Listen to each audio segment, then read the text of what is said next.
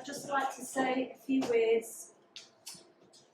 I feel so blessed and excited to have these three wonderful people come and visit Shambhala and to spend so much time in our country delivering the message of one small town, and for Michael to share his wisdom and all the things that he's experienced and learned and his knowledge with us. So if you'd like to give him a round of applause.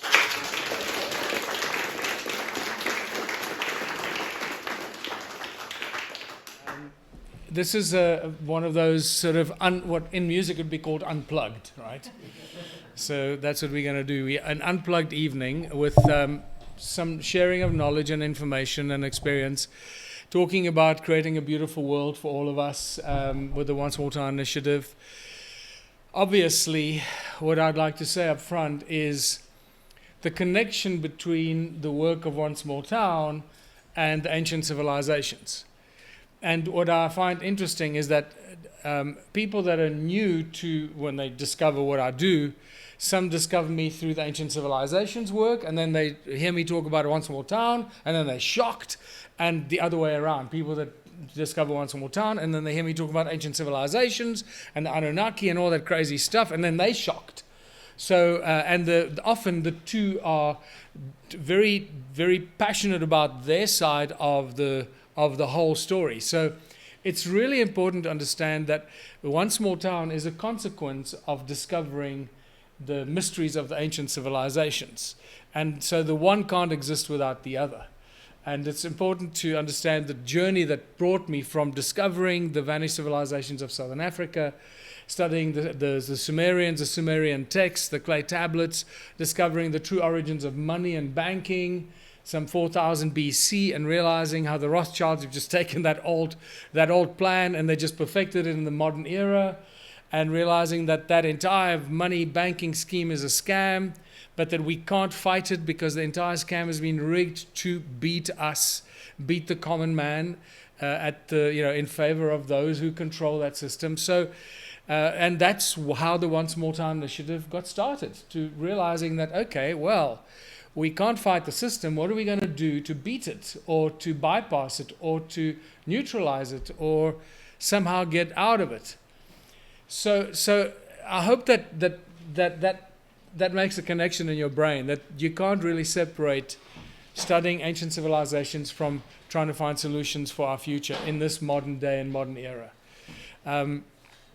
So I'd like to just also, by show of hands, ask everyone here before we get going, like we did yesterday to a room of 110 people.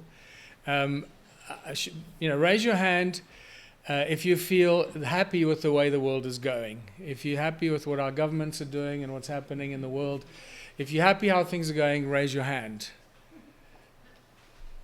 So if you are not aware of this, I've been doing this since 2007. And since probably around 2012, I've been asking this question at the start of my workshops normally. How many of us are happy with the way the world is going? And no one ever puts up their hand. No one.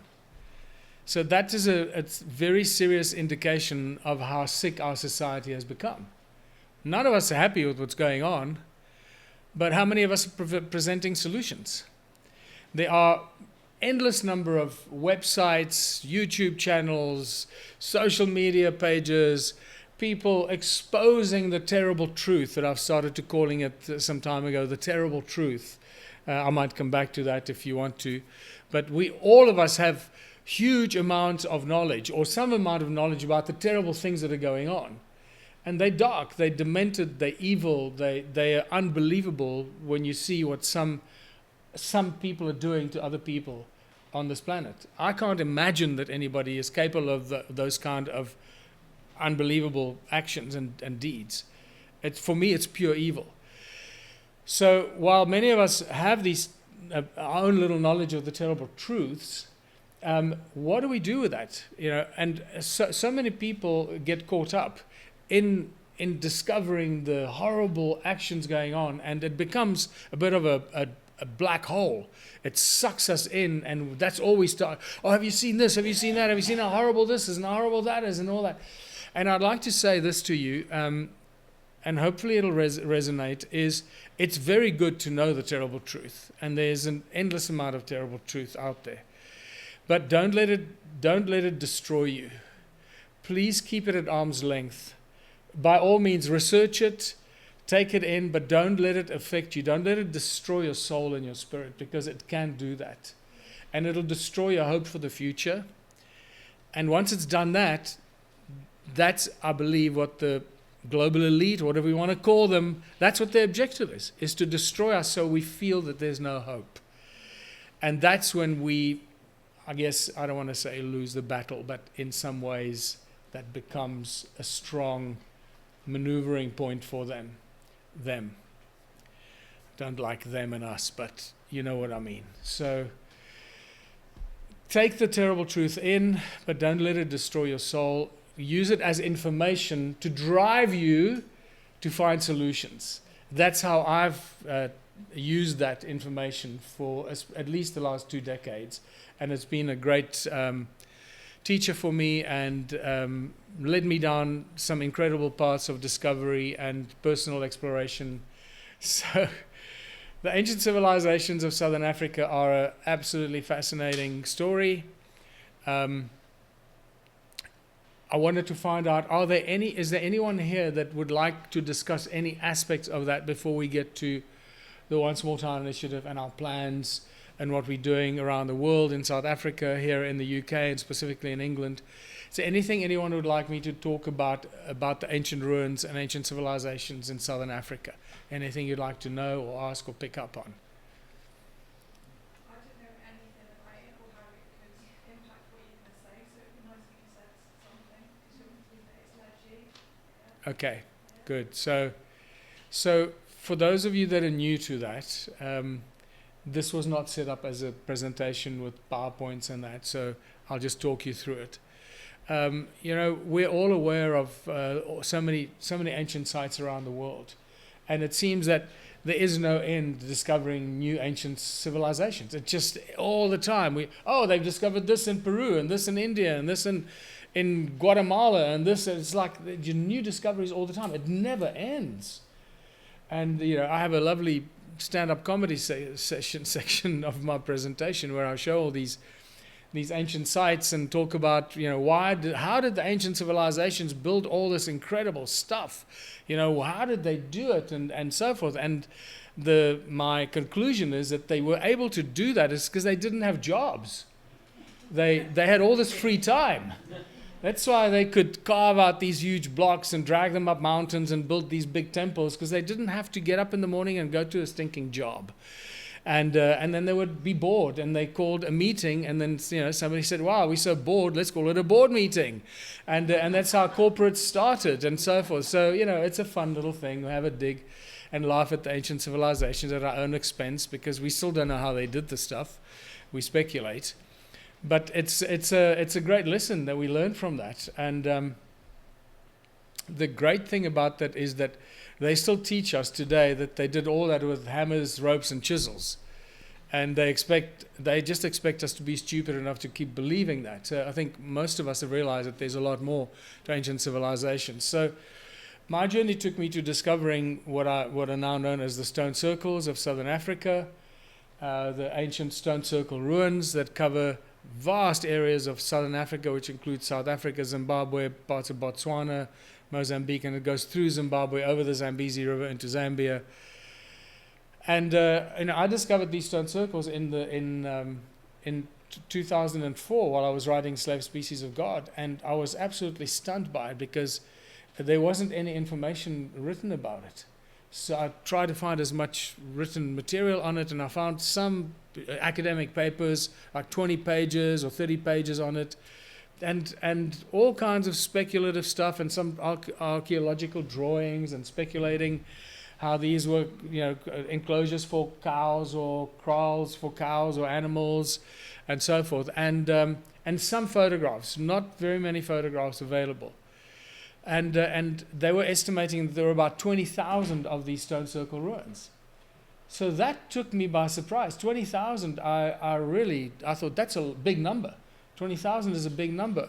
When you suddenly discover that my country has got 20,000 stone ruins and nobody knows anything about them. So I thought, wow, that's a big number.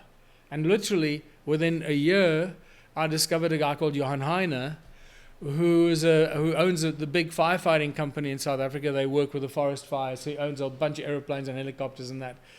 And I did a lecture in Pretoria on Slave Species of God. And afterwards, he came to me and said, listen, can I show you some pictures of ruins in South Africa? So I went, yeah. So he whipped out his laptop and he started showing me photographs, aerial photographs of these ruins. And it was like a genetic trigger in my mind. Literally, when I saw them, something happened. And I think it happens to a lot of people when you see them.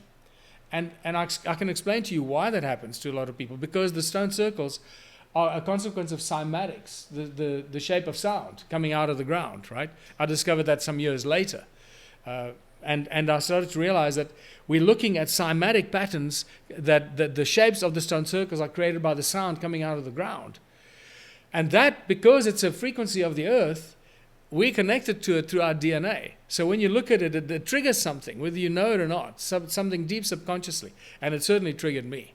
And it made me realize that we're dealing with something deeply significant, connected to the origins of humankind, very, very ancient civilizations. And literally within a year, I moved from Johannesburg to a little sleepy town called Watervalboven in the province of Mpumalanga, which is about an hour and a half from the Kruger Park. And in the Mpumalanga, which used to be known as Eastern Transvaal. And I started to work on these stone circles, the ruins, to research them and so forth. And within 6 months of being in Watervalboven, I must have walked through probably 1,000 ruins myself, just with probably 50-kilometer radius around me, the mountains in all directions. So I thought, hold on, if I can see 1,000 ruins in 6 months, there must be a lot more than 20,000 of these. So I called up the retired head of archaeology at Wits University, my old university in Johannesburg. I graduated there from the medical school with a degree in pharmaceutics. And I called him up and I said, Revel, his name is Revel Mason. I got him on the phone. I said, Revel, how many of these stone circles do you think we have? And without blinking, he said, at least 100,000.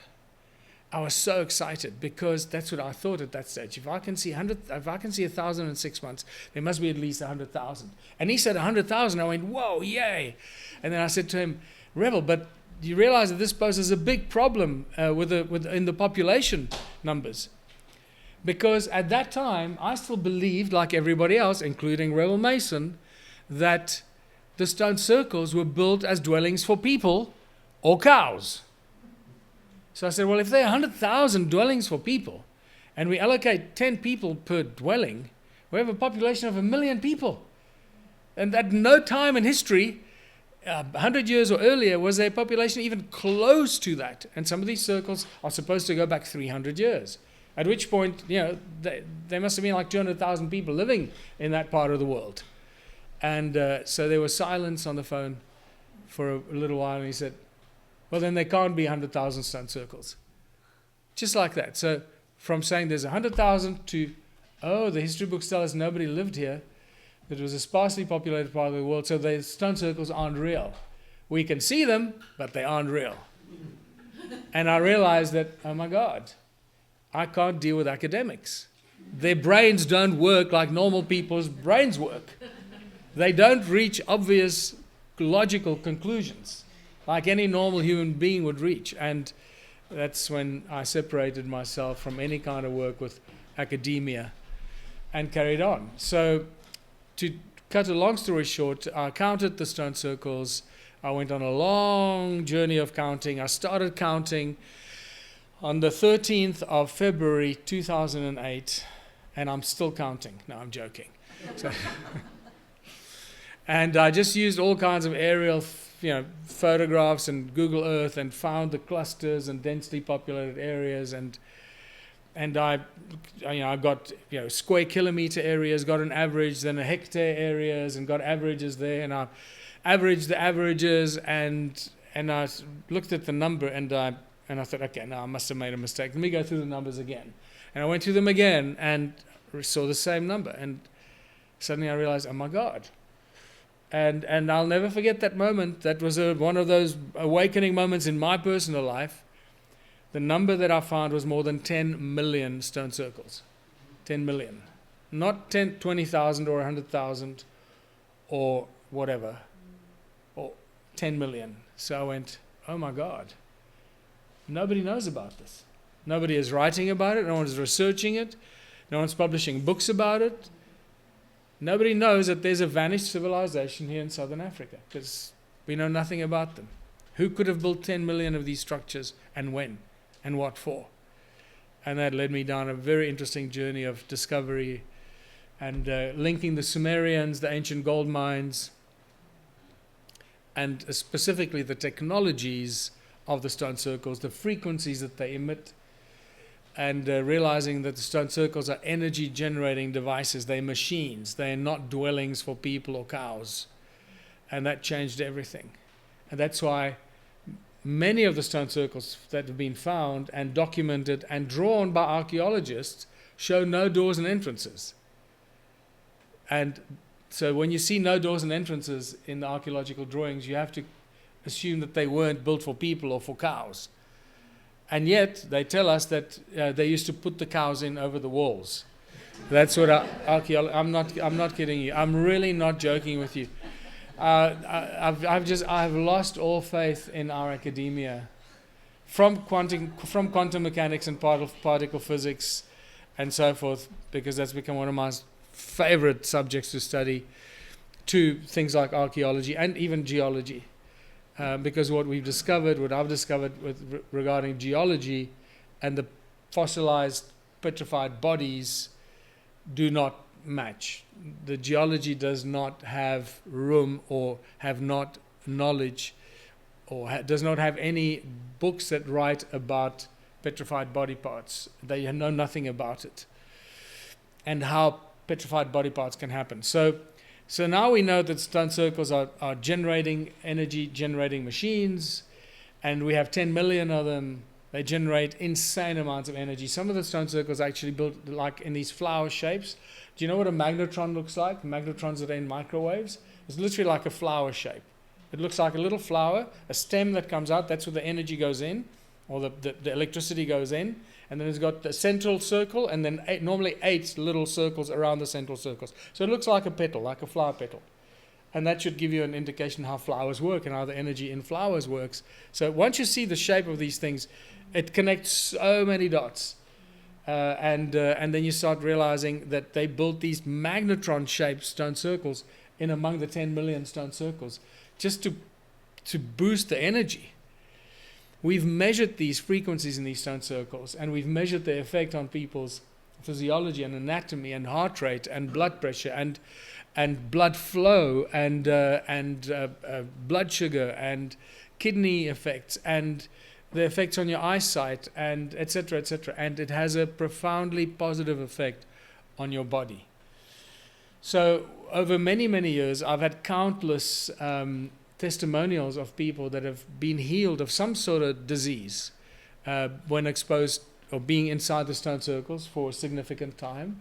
The most extreme was a woman from Vermont, USA, that came with her husband in 2014 on a tour of one of my Sacred Sites tours. And she came with her husband. I didn't know why the reason they came. And then they left after 2014. They came back in 2015 to do the tour again. And then 2016, I was on tour in Vermont doing a One Small Town tour. And she came to my workshop there and said, well, we just came to thank you for saving my life. And I went, well, what did I do? And she said, well, we came to South Africa because that was on my bucket list to come see the stone circles and Adam's calendar. And I had full-blown cancer, so I thought I was going to die. And then I went back to Vermont, and the doctor said, well, what have you been doing? Because your cancer is receding. And she said, well, I was doing this. He said, well, do more of that. So they came back the next year. Very wealthy couple, so they could afford it. They could also afford the best medicine in the world. So she came back for a second tour and then went back and her cancer was gone. So a third year after that, she came to thank me that it cured her cancer. So that's her telling me. So do with that information what you want. But we've had dozens and dozens and actually hundreds of testimonials of people that have experienced some kind of healing when being inside the stone circles. And you know what? It's the same. And so what I'm telling you here is that we're dealing with whoever built these structures a long, long time ago. So I might as well tell you that they probably, I'm dating them around 300,000 years, 300,000 years, because they're older than the rivers that flow down the mountains, because there are many places that we have seen. And again, your eyes have to open. You can see it. In the beginning, I was seeing it, but I didn't understand what it meant, because I didn't understand the complexity. And I could see that the rivers have washed away the stone circles, but I couldn't compute that means that they must be older than the rivers, right? So, because you can see where the river comes down and there's a stone circle, part has been washed away, and then the channels and carries on the other side of the river. And sometimes I would see the channels run down the hill, the one side of the mountain into the river, another one runs down, and they both run into the river. And I was going, why did they build these channels into the water? What is wrong with these people? Like, why? Because I didn't realize that the river wasn't there. It went through the little valley and out up the other side. And now it looks like they built them into the river. And so we know that's how old they are. So now we just got to figure out how old are the rivers, right? Have you found any correlation between stone circles and ley lines? Yes, absolutely. So I heard you mention ley lines, and somebody else was mentioning ley lines, and I find that interesting because ley lines obviously named after Mr. Ley, all right, here in England, I believe. He's from England or somewhere.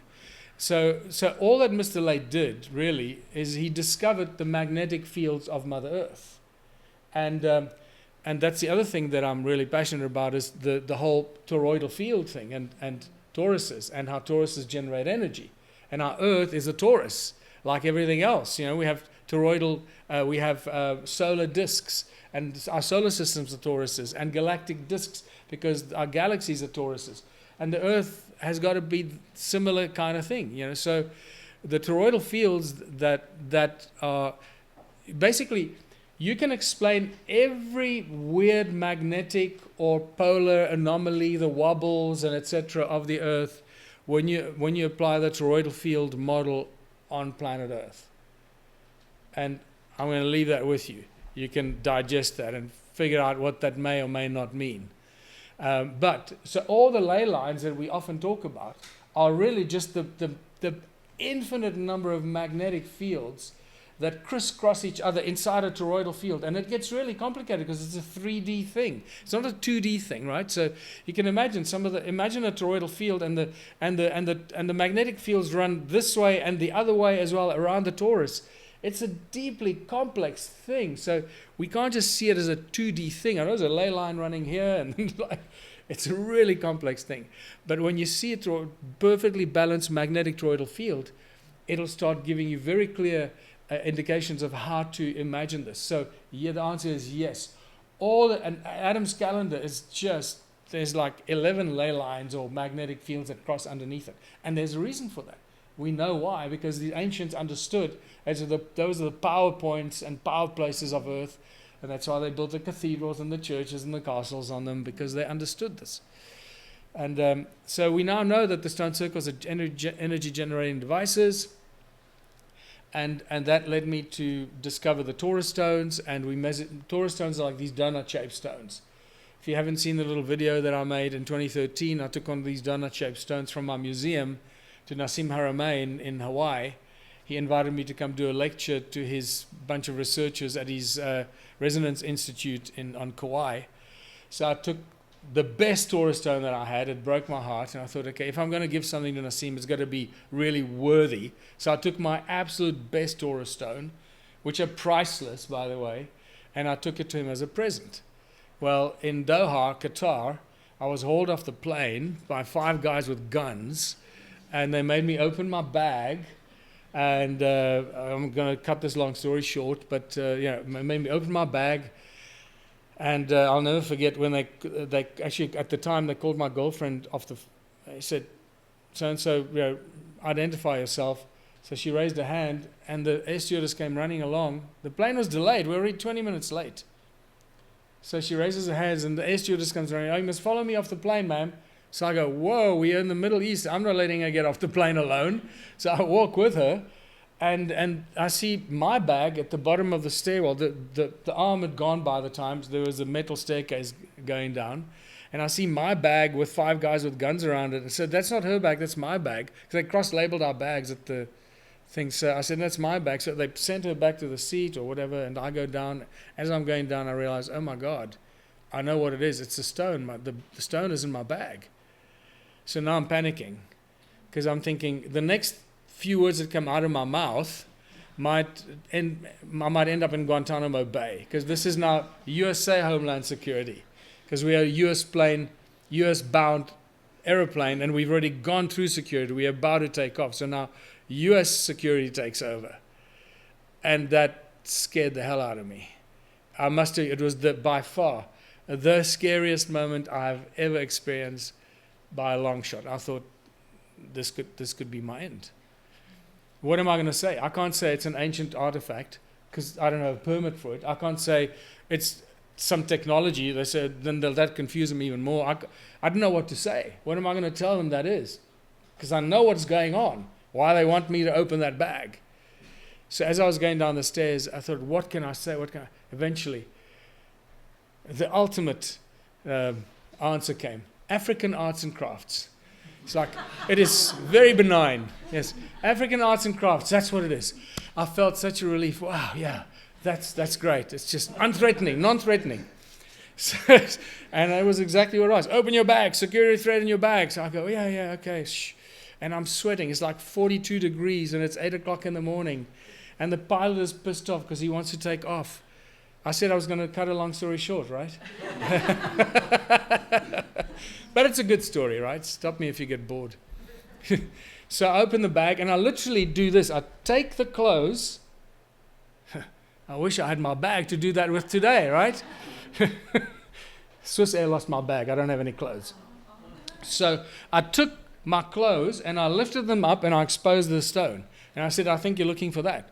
And they said, yeah. And they said, made me take it out. It was wrapped in bubble wrap with packing tape. And you know how difficult that is to open with your bare hands. It's literally impossible. I cannot remember how I opened it. I blacked out. Because I thought, that's it. I can't open this thing. And they're going to get impatient. They're going to shoot me. That's probably what I was thinking. Because I blacked out. And all I remember, the stone popping out of my hands. And see, it's just a stone. It's a present from my friend in Kauai. It's just African arts and crafts. Everyone's got one of these at home. And they looked at it for like 30 seconds, or not even. It felt like an eternity. And then they said, okay, great, thank you. Put it back in the bag, put the clothes back, zip it up. The bag goes back on the plane. I go back up the stairs. And I'm thinking, what just happened? What the hell just happened? So we go and sit down. My girlfriend says to me, when the captain came out of the cockpit, he stood there and he was pissed off. He wanted to take off because it was getting too hot. He said, whatever is in that bag crashed the TSA security system. It came from the captain. And I've seen a lot of people on social media saying, Tillinger is telling this BS story about the stone and this, because the story has gone around for many years now. So people are making up their own version of it. I never said it. The captain said it. I doubt that the captain would have tried to impress everybody by coming out and saying whatever is in that bag crashed the TSA security system. That is not the kind of thing a captain of a big Boeing would make up. So I know exactly what happened because I know how the Torah stones work. And they knew exactly how the Torah stones work. The reason I'm telling you this story because this is some scientific evidence that the Torah stones are energy generating devices. Right? This is absolute evidence of it. So the Torah stone, when you put energy in from the one side, it amplifies it through the other side. It literally amplifies it. Sometimes, because it works in toroidal, in scalar, it's scalar energy. So Torah stones are scalar technology. So it's scalar amplifies the frequency that you put in. So it depends on where you measure it and how much you'll pick up. Right? So it must have been a total mystery to them as they were scanning the bag. You can imagine they blast all kinds of frequencies into your bag to scan what's in there. And one of those frequencies must have gone right into the center of that stone. And it just went, it's literally like sending out an electromagnetic pulse. It went, and apparently it shut down all their things. They had to reboot the computers. So, whatever that is, it was an interesting story. So, where was I going with that? Because the Torah stones are very advanced ancient technology that create energy. They amplify the ambient sound frequencies from the one side and push out more energy on the other side. It's spectacular. And we are told that that's impossible. Well, it's not. The Torah stones do it all the time. So I discovered the Torah stones, and with that we discovered the cone-shaped tools and how the cone-shaped tools work with the Torah stones. And when you realize how cone-shaped tools and cone-shaped technology is used in modern technology, and how we see the depictions of it all over the ancient world, people holding cones and priests holding cones, and cone-shaped tools feature in all ancient civilizations, from Europe to Germany to the Americas to Canada to South America to Africa to Sumeria to Australia. You see cone-shaped tools in all ancient civilizations. It's mind-boggling. And England as well. Did I mention England? See ancient civilizations using cone-shaped tools. You go, what were they using this for? And you start realizing this is all part of them understanding how to focus energy, how to create laser or Caesar beams. I believe they were using sound and not light, so they were using Caesar beams as opposed to laser beams. Caesar beam is a sound beams, so as opposed to light amplified by stimulated emission of radiation, it's sound amplified by stimulated emission of Caesar. And we only discovered Caesar technology. They only started to publicize that in the scientific magazines in around 2007. That's how recently they started to say, hey, we've invented Caesar technology. That's how recent it is. It's crazy. Obviously, they've had it a long time ago, but that's when they started to reveal it to the public. So I just want to share the importance of these discoveries there in Southern Africa, because it connects so many dots. And there's obviously evidence of ancient gold mining all over the place. It's just crazy.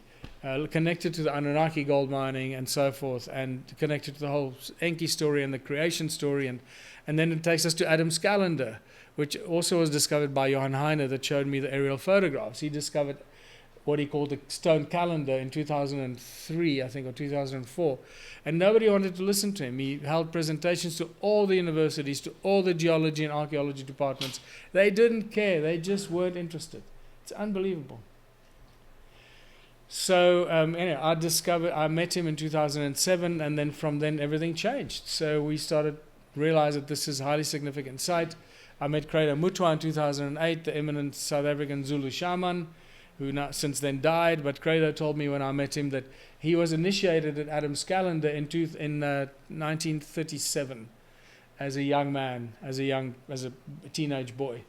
And he was initiated there because the shamanic tradition in Africa, southern Africa, calls that site Inzalo Yelanga. It means birthplace of the sun, where humanity was created by the gods to be the slaves in the gold mines. That's what he told me. Okay, do with that information what you want. He also told me, by the way, just to go back a few steps, when I asked him in 2008, I knew nothing about the Torah stones then, but I started collecting them. I asked him, what are the Torah stones for? He told me, in the ancient times, people used to speak through the Torah stones to communicate with people across the universe. And I thought, okay, Credo, you've lost your mind.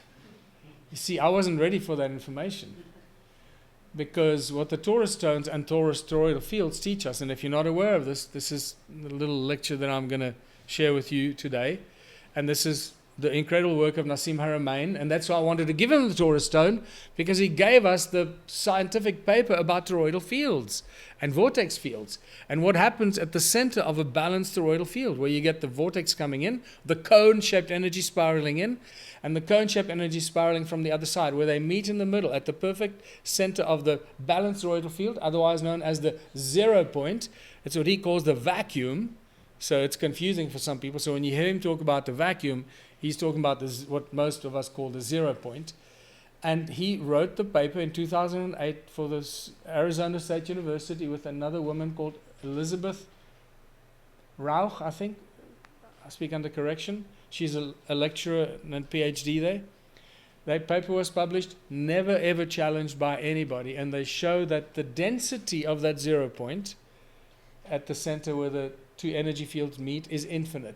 It's the infinite density of the 0 point. That changes everything about our understanding of the nature of reality. So that is the point of creation, the source from which everything in creation comes. And this is when you start to realize how little things like the opening phrase of the Bible suddenly have make a completely different sense. When it says, God said, let there be light, you start to realize that it's telling us a sequence of creation.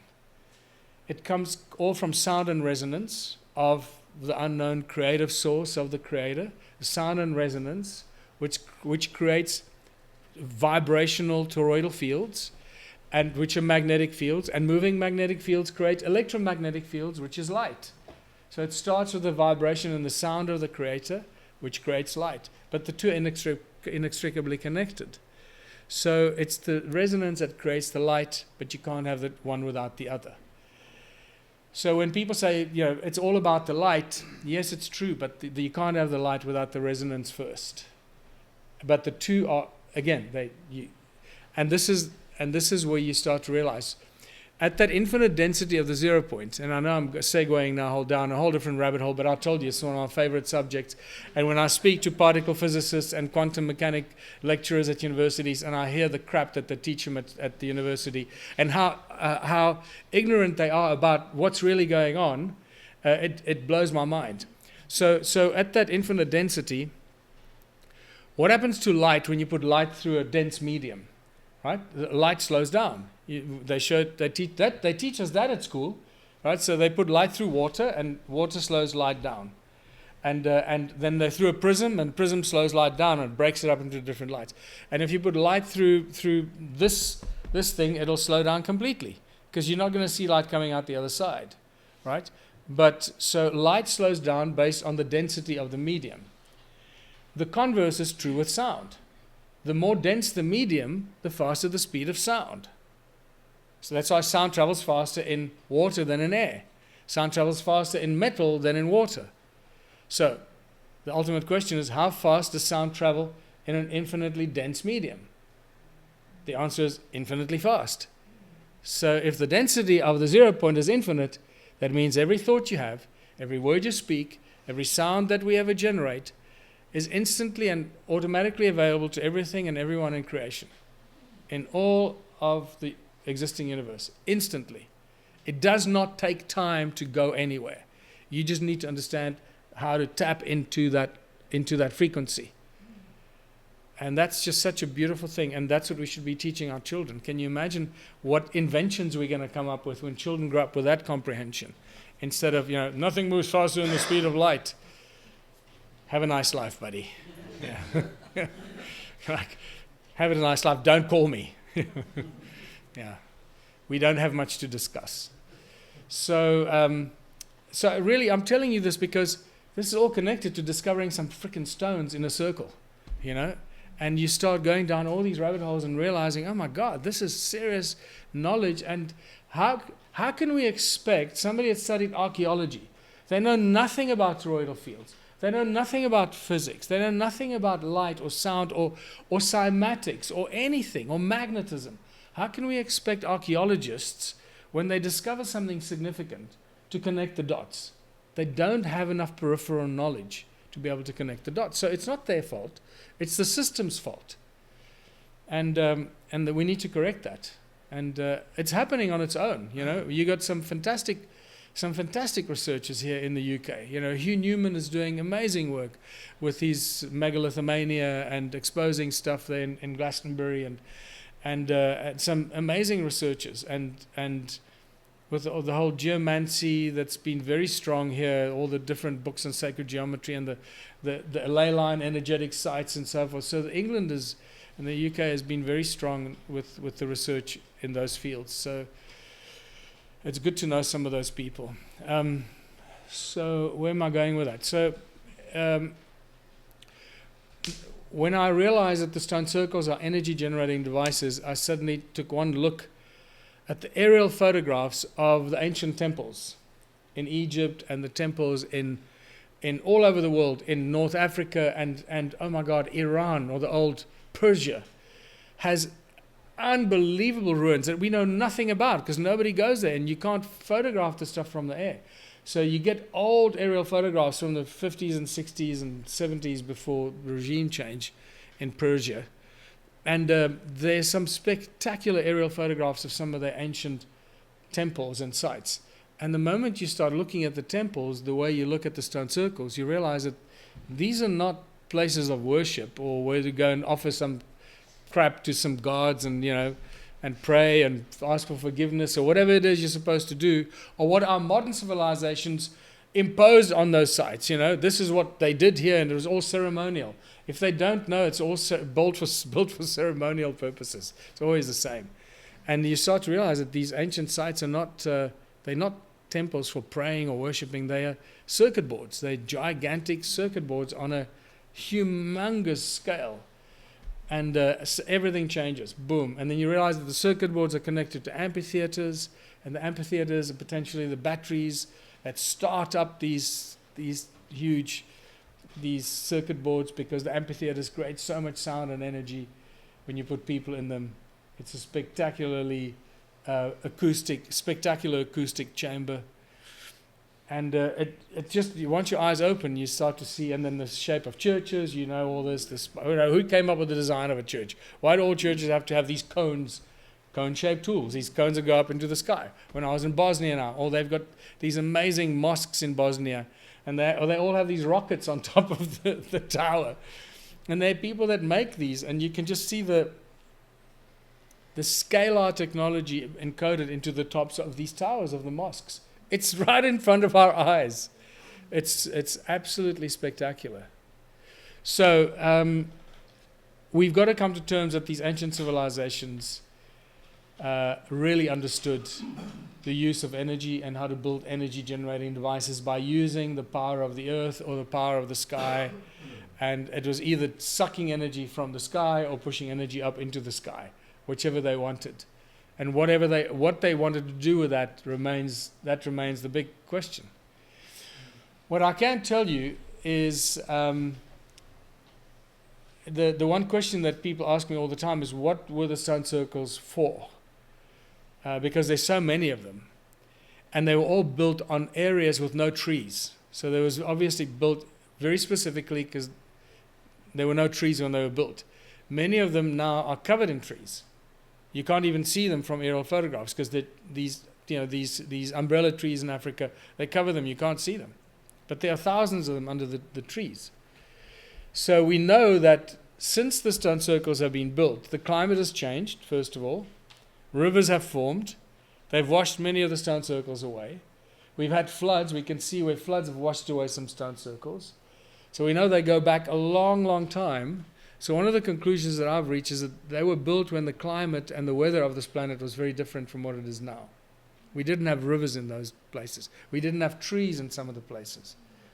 Since then, we've had rivers form, and we've had the climate change completely, where we have a subtropical climate in areas where there are thousands and thousands, potentially millions of stone circles, but you can't see them because they're covered by trees and weeds. So is it possible that the circles are created to change the climate of the earth, to make it more hospitable, to put more oxygen or carbon dioxide in the air? I don't know. Any of those could be possible. We do know that it is raining much more than it did when they were built. So the climate has changed after they were built. So you can reach your own conclusion and write a book. Go and look at them and study them, and I'll welcome it, because I'm probably not going to do much more of that, because I've now become a one small town head. That's it. It's interesting, all those sort of things you just described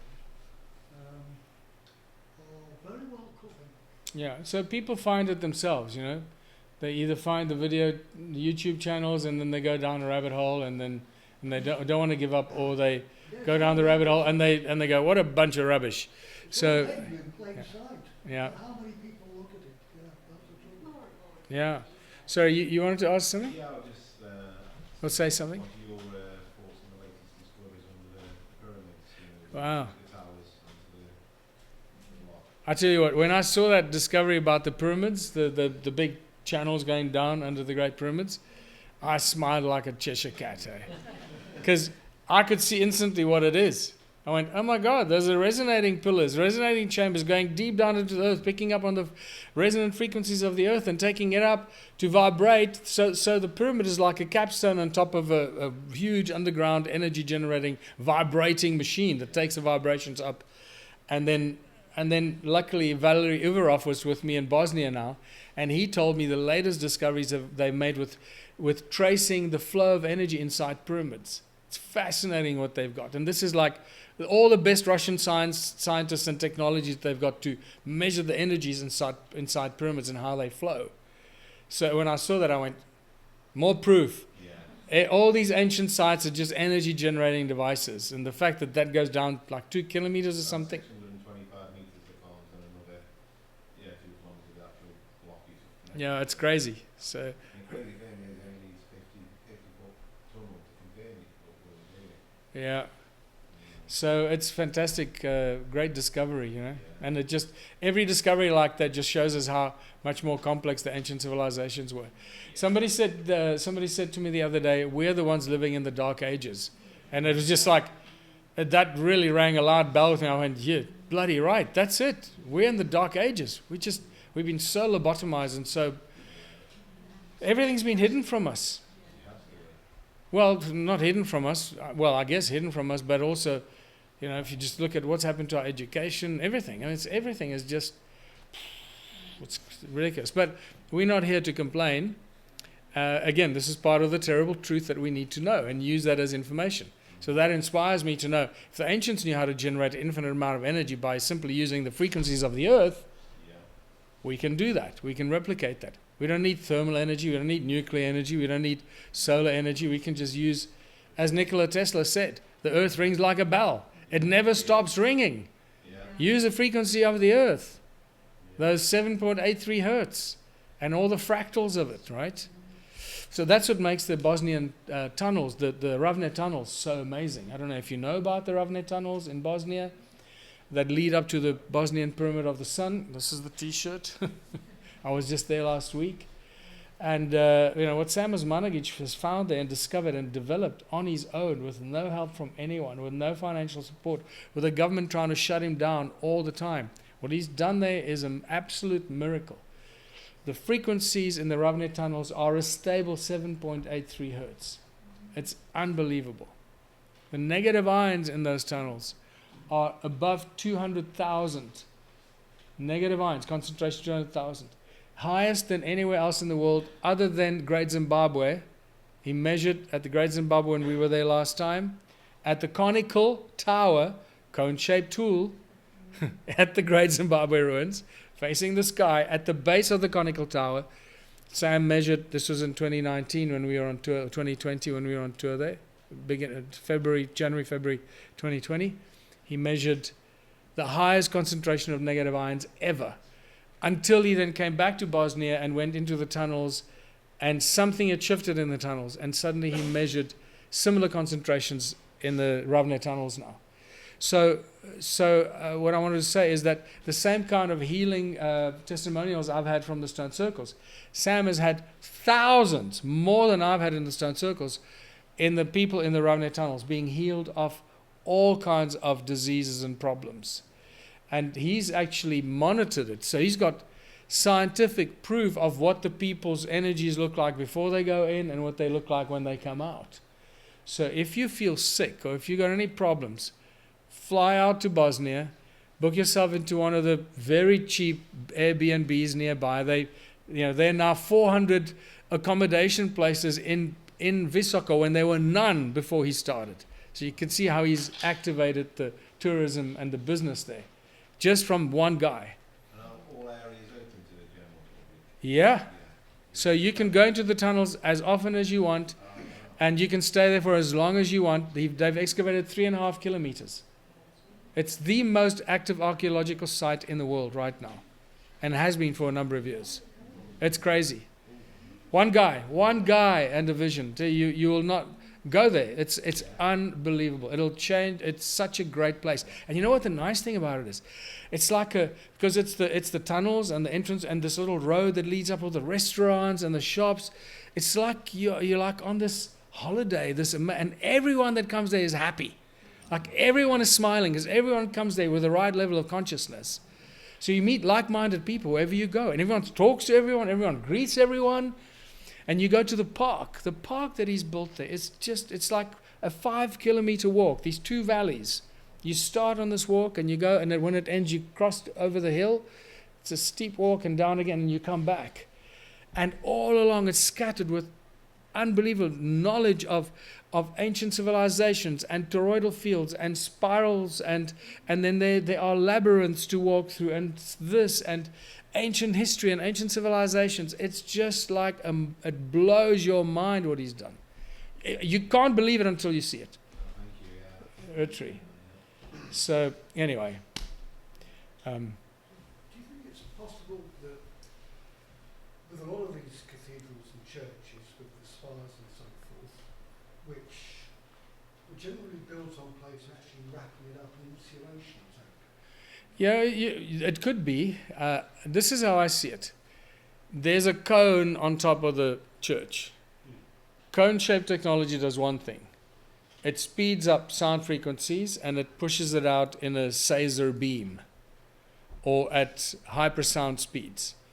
I've had many discussions with hypersound scientists in Germany, in Italy, and Austria, or was it Switzerland? I forget now. But there are not many of them in the world, quite frankly, because not many research labs work with hypersound. It means sound moving faster than the speed of light.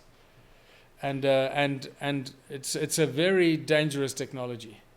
So they're not allowed to talk about it because they're under strict, gag orders or NDAs and whatever. So I've learned as much as I could from them without them getting into trouble. But so this, when I see a church or a dome, or like the Vatican or any dome, and mosques and anything that has a cone or a pyramid on top, it's spiraling energy and pushing it out in a beam. Like the pyramids, like the Bosnian pyramid. Bosnian pyramid puts out a beam of 28 kilohertz out the top, measured many times. It's not a theory, it's scientific fact. So they generate energy and they push it out on a beam. So that's what churches do. Why would they put a cone there? Because so I see it as this. People go inside, they're filled with fear or joy, or they sing and they clap their hands, they make a noise. That sound, that noise is energy. That's what they want to. And that energy gets spiraled up. So my question is, well, where's that energy going? Where's that Caesar energy going? And who's picking it up? And for what purpose? And imagine the millions of churches around the world constantly pushing up sound frequencies into the sky. It's a lot of energy. What are they busy powering? Is it possible that that's what's powering up some sort of a dome in the sky? That's as the Bible says, that there's some sort of a firmament. I know a guy in South Africa, and I'm not going to mention his name because I got him in trouble recently. So incredible. He can measure frequencies. He heals disease from afar, just from a photograph. He can pick up exactly what's wrong with you just by looking at a picture of you, because it captures your frequency. So he can read that frequency from a photograph. So he can heal you remotely. And he's been really successful with it. He also works with farmers to help farmers' lands and crops to grow better and not get sick, and insects and pests, and in dry areas and so forth. So he sent me a photograph some time ago, like 10 years, more than 10 years ago now. He said, I can't believe this, but this is what I found in the sky. And it is very disturbing. It literally is an image that he found on Google Sky, that he zoomed in, and this is a picture of Google Image. He took a screenshot. Did any of you see Geostorm, the movie Geostorm with what's the Scottish actor? What's his name? A Geostorm. It's all about this huge storm that's being created on Earth, and it's going to wipe out planet Earth. And the only way they can stop it is through this giant net in the sky that they've got. It looks like a hexagonal, gigantic net that's in the sky that controls the Earth's weather. And all I can say is the photograph that he took is identical to the images that you see in the movie Geostorm, where they control the weather. And that was very scary. Yeah, exactly. They show you in the films. Yeah, they hide it in plain sight. So, but again, those are all the terrible, like I said, the terrible truth. So now you can choose to go down the rabbit hole and go, oh my God, there's a control grid in the sky. What are we going to do? And spend the rest of your life worrying about that. So we can't do that. So there are many of these rabbit holes, but what it did for me is it drove me to say, okay, well, what are we going to do about this? And around 2005, I don't even know why. Well, I do know why. See how quickly I changed my mind there. And I want to remind you that that's your prerogative. You can change your mind because you can. Yeah, I used to think you're a wanker. I don't think that anymore. I think you're a nice guy, or vice versa. So when I discovered the origins of money, I was shocked. I was absolutely shocked. I couldn't believe it. I thought, oh my God, these ancient priests that suddenly appeared on earth, which are the evidence of the first royal bloodlines on earth, that suddenly owned all the land. They became the first kings to own the land, and suddenly the people were their slaves, and they had to bring them things and offerings to their temples. They started to create these little clay tablets. This is 4000 BC, but I suspect it's even way before that. We can't really guess how far back this goes, but we speculate. But 4000 BC, some of these clay tablets, these tiny little clay tablets, if you look in my Ubuntu book, I'll show pictures of it. And then the Sumerian tablets tell us that these priest kings built their temples, and the temples are connected to where the laws were made and justice was dispensed from, and they were the banks, because from these temples, so it's all under one roof. Control, kingdom, justice, courts, money, banking, all from one place. And nothing has changed, right? But they started to issue these little clay tablets that had they would tell the people to bring in their silver and their gold and to the temple. And in return, they would give them a clay tablet. They would say, John Smith brought me 7 pieces of silver and 1 piece of gold, and give them the clay tablet. And they would keep the silver and gold. It's like, what a great exchange. And that's what they did, 4000 BC already. And then I went, oh my God, this is the origins of modern banking. These are promissory notes. These are negotiable instruments. These are the bills of exchange. And the Rothschilds just took that and they perfected it with their central banks. And I went, we're screwed. This is it. We can't get out of this. If there's a central bank in a country, you're screwed. You can't beat them. They operate outside of the legal system. Look how much trouble Trump has got with the Fed at the moment. He's trying to manipulate the Fed and they're not budging because they don't have to. But he's got the guns. So they might have to. Unfortunately, if you know.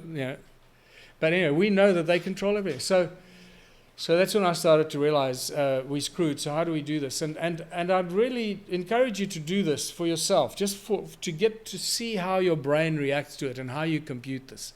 Just imagine this, because I tell you what I did, and this is what led me down the one small town path. Literally, 2005. So it's 20 years ago. I said to myself, what if I woke up tomorrow morning and money didn't exist? There was no money, nothing. There was no concept of money. I went to the shop to buy stuff. Money didn't exist. There was stuff available, but there was no money to exchange. What would we do? How would we get stuff? How would we bake bread? How would we grow food? How would we exchange? And I started to think about the world without money. And at first, it is an unimaginable problem that you can't solve. And then I'll never forget how after about a week, I solved the first riddle. It was like literally I created my own riddles for myself, right? So how do we solve this problem? And it took me about a week to solve the first riddle. I was so excited, I'll never ever forget. I was so excited. I phoned up all my friends and started telling them about, wow, you know what happened? If we did this and we took money out when we did this, we'll solve this problem. And I was like a child in a freaking toy shop because I was so excited because I solved the first riddle of world without money. And then I thought, okay, well, how are we going to solve this problem? You know, whatever problem, I can't even remember what it was that I was trying to solve. How are we going to do X, you know? And then when I solved that, I went, oh my God. Okay, so how are we going to solve the next problem? And literally, and the solutions came quicker and quicker and quicker. Literally, so the first one took about a week, the next one took about 3 days, the next one took a day, and after that it just became like a few hours and it would solve the problem. And I went, oh my God, we don't need money. We can live in a world without money. And no matter how do you go and tell people about this? It's like they think you're crazy, and they did. And I started to hold meetings. Started gathering and say, hey, we can create a world without money. I was like a child trying to tell people things that they didn't want to hear. One of the best meetings I heard about this was organized by a senior banker, senior member of Absa Bank, it's the biggest bank in South Africa. And she just loved my Slave Species book. I just released it. And she said, you know what? And because I've been talking about a world without money and contributionism. It's when I came up with the word contributionism, and we contribute towards the well-being of our community. That's the real value. We don't need money. I don't want anybody to give me money. I just want to contribute, and then if you contribute and we all contribute, we don't need money. But how do you get this to people? So she said, I'm hosting a dinner for about 12 people at my house in Northcliffe. It's like the Beverly Hills of Johannesburg. So why don't you come and tell the guests about your idea about a world without money. Then I walk into a trap. It was literally like I walked into a freaking slaughterhouse. And all these people are from the financial industry. So tell us about this idea of yours where we don't need money. Boy, I got beaten up really badly because I hadn't thought it through. I wasn't ready for it. But that was baptism by fire. And just made me go away and say, I know I have solutions for those, but I wasn't ready for those questions. So I went away, and within a week I had answers to all the questions that they raised. And then I thought, okay, I better start doing something about this. And that's when I started talking about how do we get from here to there. And I started to post videos, and it just started to grow. And the more I started to talk about ancient civilizations, the more people wanted to know about a world without money. And I'll never forget, after my first trip to America in 2010, and I did 26 cities, tour of 26 cities. It was insane. I used to end my presentations with about 45 minutes about one small town, or Ubuntu in those days, and then I would end with, it all begins with one small town. And that's how we got to the One Small Town initiative. And I found that at the end of my lecture of ancient civilizations, the technology, everything, all the people wanted to know and talk about was one small town. And how do we get out of this mess? So I was faced with a dilemma. I said, so what do I do? Do I continue researching ancient civilizations, or do I put my focus on the One Small Town initiative? And it was very obvious. It's got to be one small town. Because if we don't have a future, then what's the point? We've got to learn from the ancient past and from our experiences of the past and make it work for us today. So everything I've learned from our ancient civilizations, put it into use. No. You're making it ancestral knowledge again, aren't you? Yeah. We know the stuff, we just don't know how to get from here to there. And it's just slowly but surely started to grow, and look where we are today. We got 2 amazing ambassadors in England. We have amazing ambassadors in the UK, in the USA. Just unfortunately, our ambassador, they just had to resign because of health issues, but did incredible foundation laying for us that will allow us to launch incredibly successfully in the USA. We're going to launch successfully here in the UK and in England, and because of the work that we're doing now with Julia and Michael and more people that are joining the team here in the UK. And we're open. If you want to join our team in the UK to make One Small Town a success, the door's open. At the moment, it's all volunteers because there's no money to pay people, but very soon there will be money. So Where we are with One Small Town right now is we've learned a tremendous amount, unimaginable amount over the last 15, 17 years. And especially the last 4 years have been the fastest growth, unbelievable growth of knowledge, experience, and realizing mostly what not to do, what doesn't work. And that's by far the best lessons we've learned. How not to work with government, because government will not support you. How you can't work with municipalities or mayors or councillors. They will destroy your plans because they don't have a vested interest in you succeeding with this, unless there's a personal vested interest for them. We cannot work in politics, because politics is inherently a system of opposition. The moment you enter politics and you support a specific party, you oppose all the other parties. So you become an opposition to everybody else. And again, we did this. I started the Ubuntu Party. I ran in 3 elections in South Africa. We ran in 1 election here in the UK in 2 counties in 2015 with the Ubuntu Party. You may not even be aware of that. So we had 2 candidates. Stoke, that's right. Stoke-on-Trent, and I forget the other one, yeah. And we ran in New South Wales. A young chap ran he ran for governor of New South Wales under the Ubuntu banner. We almost launched in the USA, almost ran in the USA as a political party, and we registered the Ubuntu Party in Canada. And then some crap happened, and the guys started to argue and fight, and they dissolved the Ubuntu Party in Canada, which was a blessing in disguise. Because after the 2016 election in South Africa, so we ran in 2012 and 2014, I ran for president in South Africa. If you don't know that, you're looking at the future presidential candidate, at the past presidential candidate in South Africa. The funny thing is, we went into those elections in 2014, the national elections, with the Ubuntu Party with 1 million signed-up members. A little party like that. We had 1 million signed-up members. Most of them were below the age of 30. Just think about that. We appealed to the youth with a vision. That vision hasn't changed. The One Small Town vision and the Ubuntu Party vision is exactly the same. Nothing has changed. So we went with 1 million members. So I thought, wow, that's going to be interesting. We should get 100,000 votes. If 10% of our members vote, we should get 100,000 votes. They will give us 2 seats in Parliament, maybe 3. So, wow. Well, we didn't get 3 seats in Parliament. We didn't even get close to 100,000 votes.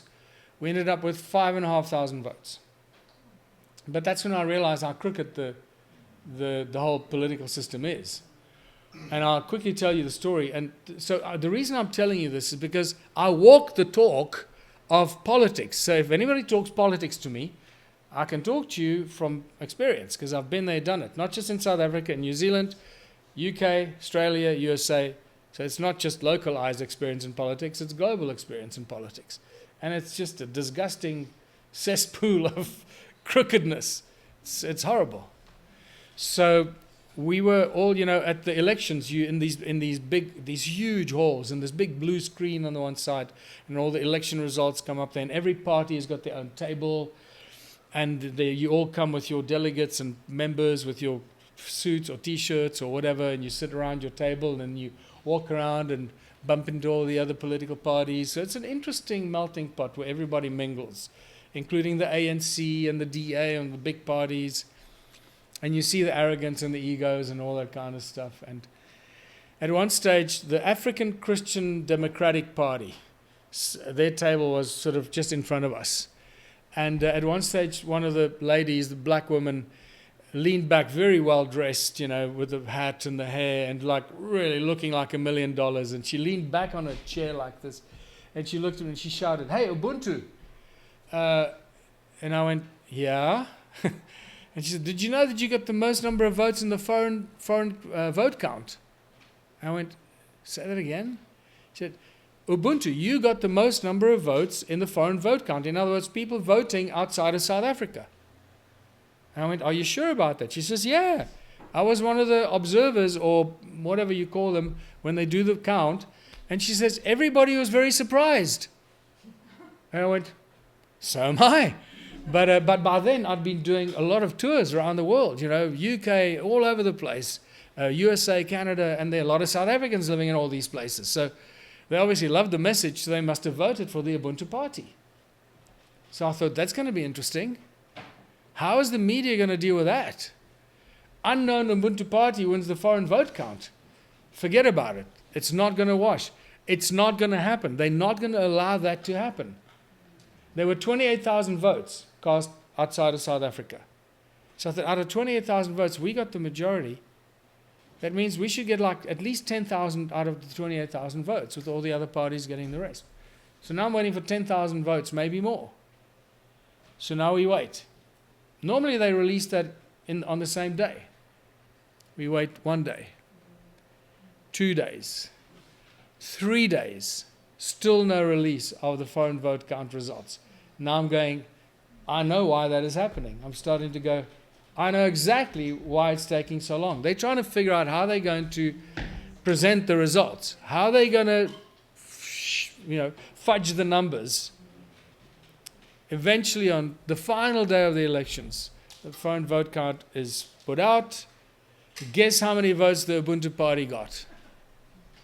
Out of 28,000 votes, we got 28. 28 votes they gave us. So I went to this woman, I said, what is this?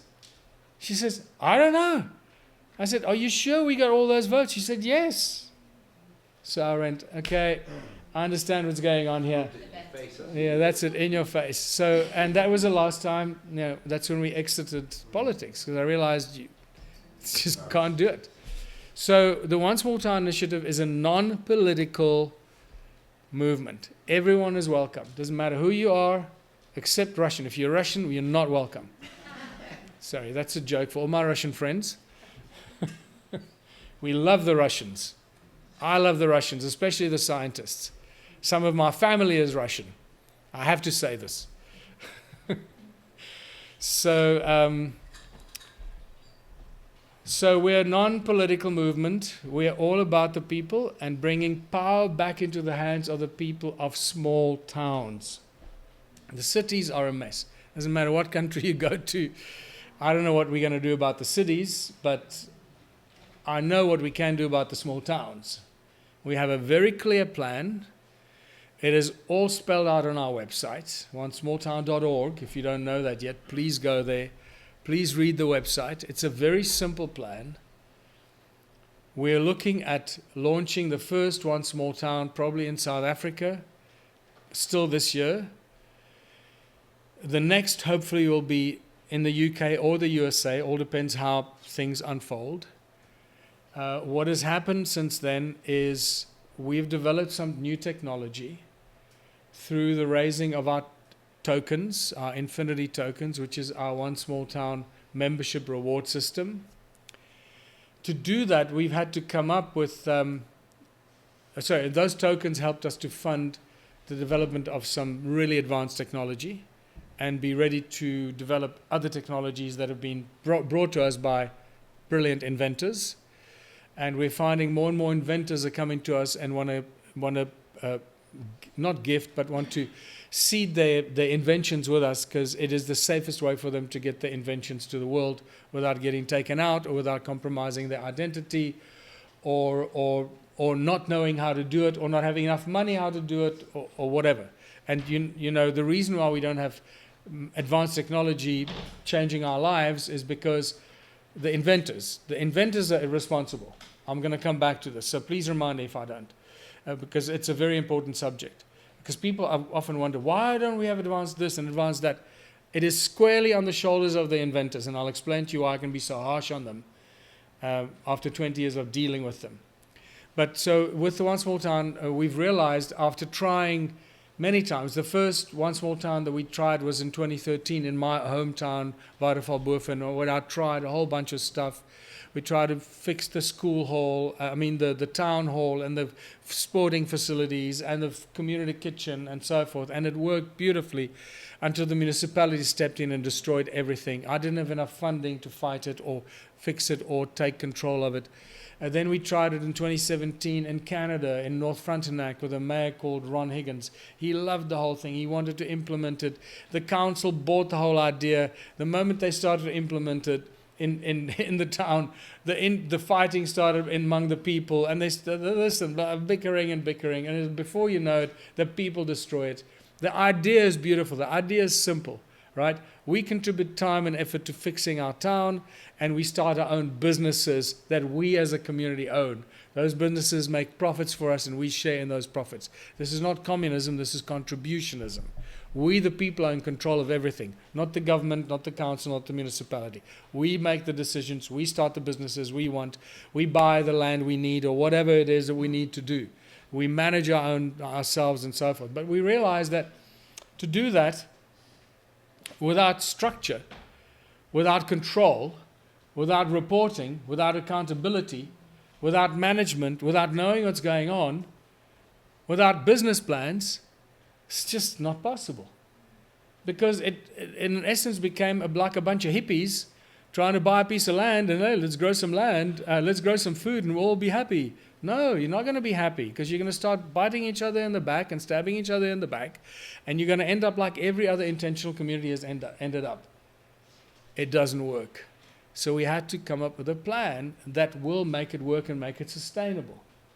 So we had to develop what we call the One Small Town platform, which is like our blockchain. In essence, it is a blockchain. It's a private blockchain. We control this blockchain. This is not a public blockchain like Cardano or any of these other blockchains. We own and control this blockchain. We have world-class coders and programmers that have developed it for One Small Town. We manage and control the entire environment. It controls from the membership. Now, when you sign up as a member, do we have any of our membership cards there somewhere? Can you throw one at me? I saw some on the table somewhere. I think they might be outside there. Just so I can show you what our beautiful membership cards look like.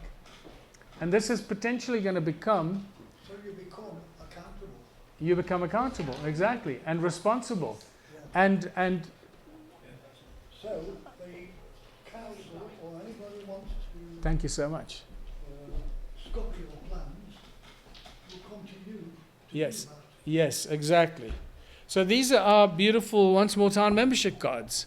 You know, they bring a smile to your face when you see one, right? And all it is on the back is just a number and a QR code. Once you have this membership card, once you become a member, you get a membership card. And then you contribute 3 hours a week towards your community.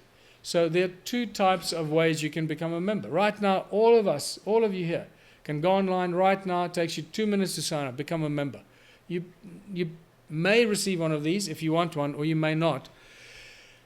Becoming a global member doesn't mean you now have to contribute 3 hours a week to anything. No. It's only when you find yourself in an active small town where we have decided together we're going to start doing things, then we put together our plan for our community and we start contributing our 3 hours towards either community upliftment programs or businesses that we want to start.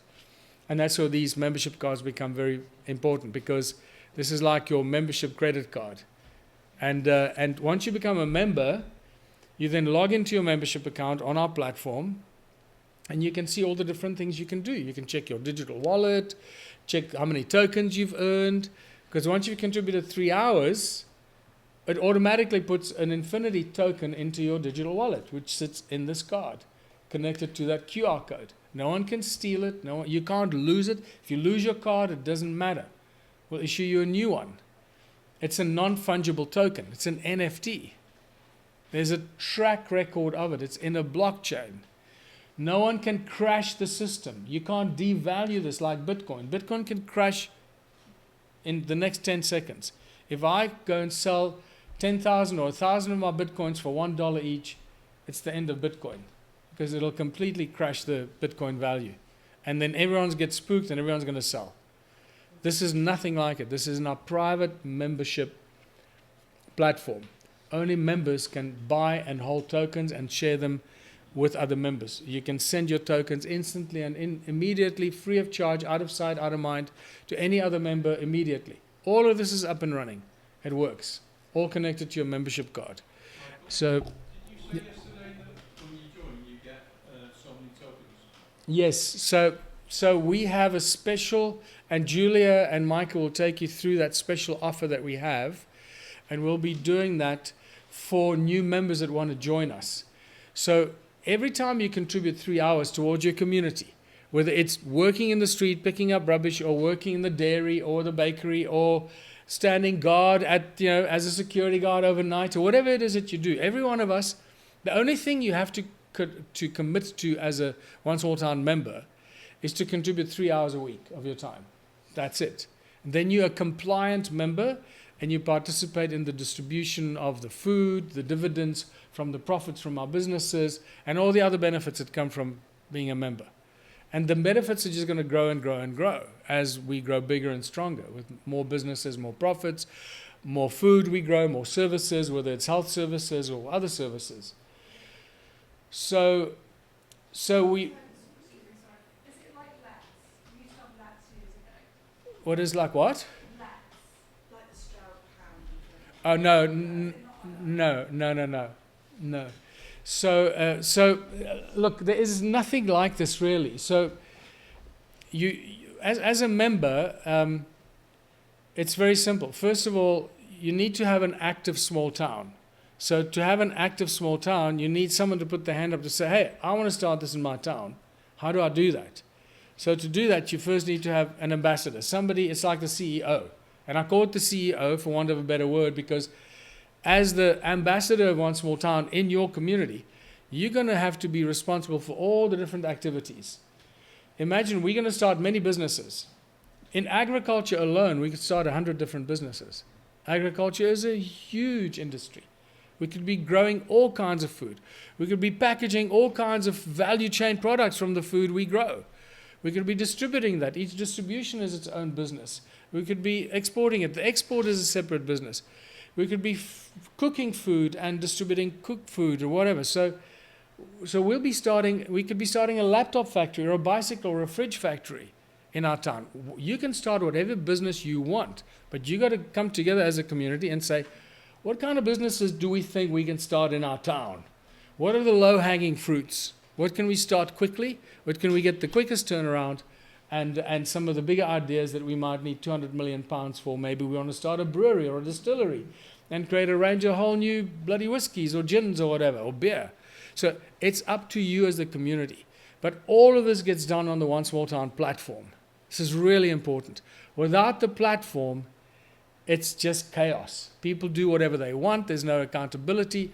How much profit is being made? Where's the business plan? Who manages this? How does this work? How is the profits distributed? How do the members know how much profit was made? Do the members think they're being ripped off? So keep in mind that your 3 hours, just imagine a town of 10,000 people. If we sign up 1,000 members, which is 10%, I believe that's totally possible. But to make it a success, we only need the critical mass of people. And critical mass is an interesting statistical model. And a lot of studies have been done on this. And critical mass is a much smaller number than most people realize. And I was shocked many years ago when I saw Greg Braden do the science and the maths behind this, and he showed that critical mass is only about 3.3%. And you go, wow, are you serious? So out of 100 people, 4 people start something, and the rest of the 100 people will follow them. That's pretty much how it works. So out of a town of 10,000 people, if 34 people or 40 people start doing something, you know you're going to succeed if you do it properly. That's a really interesting statistic. So I'm just sharing this with you to know, if you think, well, how is it going to work? We'll never sign up the majority of the people. You don't have to sign up even close to the majority. There is nothing more inspiring than seeing a group of people with the same little lovely colorful t-shirt that has got this big logo on the chest or on the back, as you drive into a town and you suddenly see 20 or 30 people or 10 people just in the street with their t-shirt doing things, cleaning the street or planting trees or fixing the intersections at the traffic lights with flowers or doing something or taking elderly people to shop or whatever, anything. If you see people doing something together, you get inspired. You go, who are these people? Why are they doing this? Who are you? Where are you from? Why are you doing this? Oh, we're from one small town. We're cleaning our town. Oh, and how often do you do this? Oh, we do this once a week or every day or whenever we choose to. Oh, and then you suddenly go, wow, how can I join you? I know I've had this experience when I drive into towns and I see people do this. I go, wow, I love this. I love this town. People are helping themselves. They're doing things for themselves. That's all you need. So never underestimate the power of a small group of people and the influence on the rest of the community. You were talking of a Cinderella project. Yes. Is there a target town for OST in Britain? Because I think Good anywhere question. with a strong agricultural background would be a benefit. Also, Yes. youth services, mental health services. Yeah. Yeah.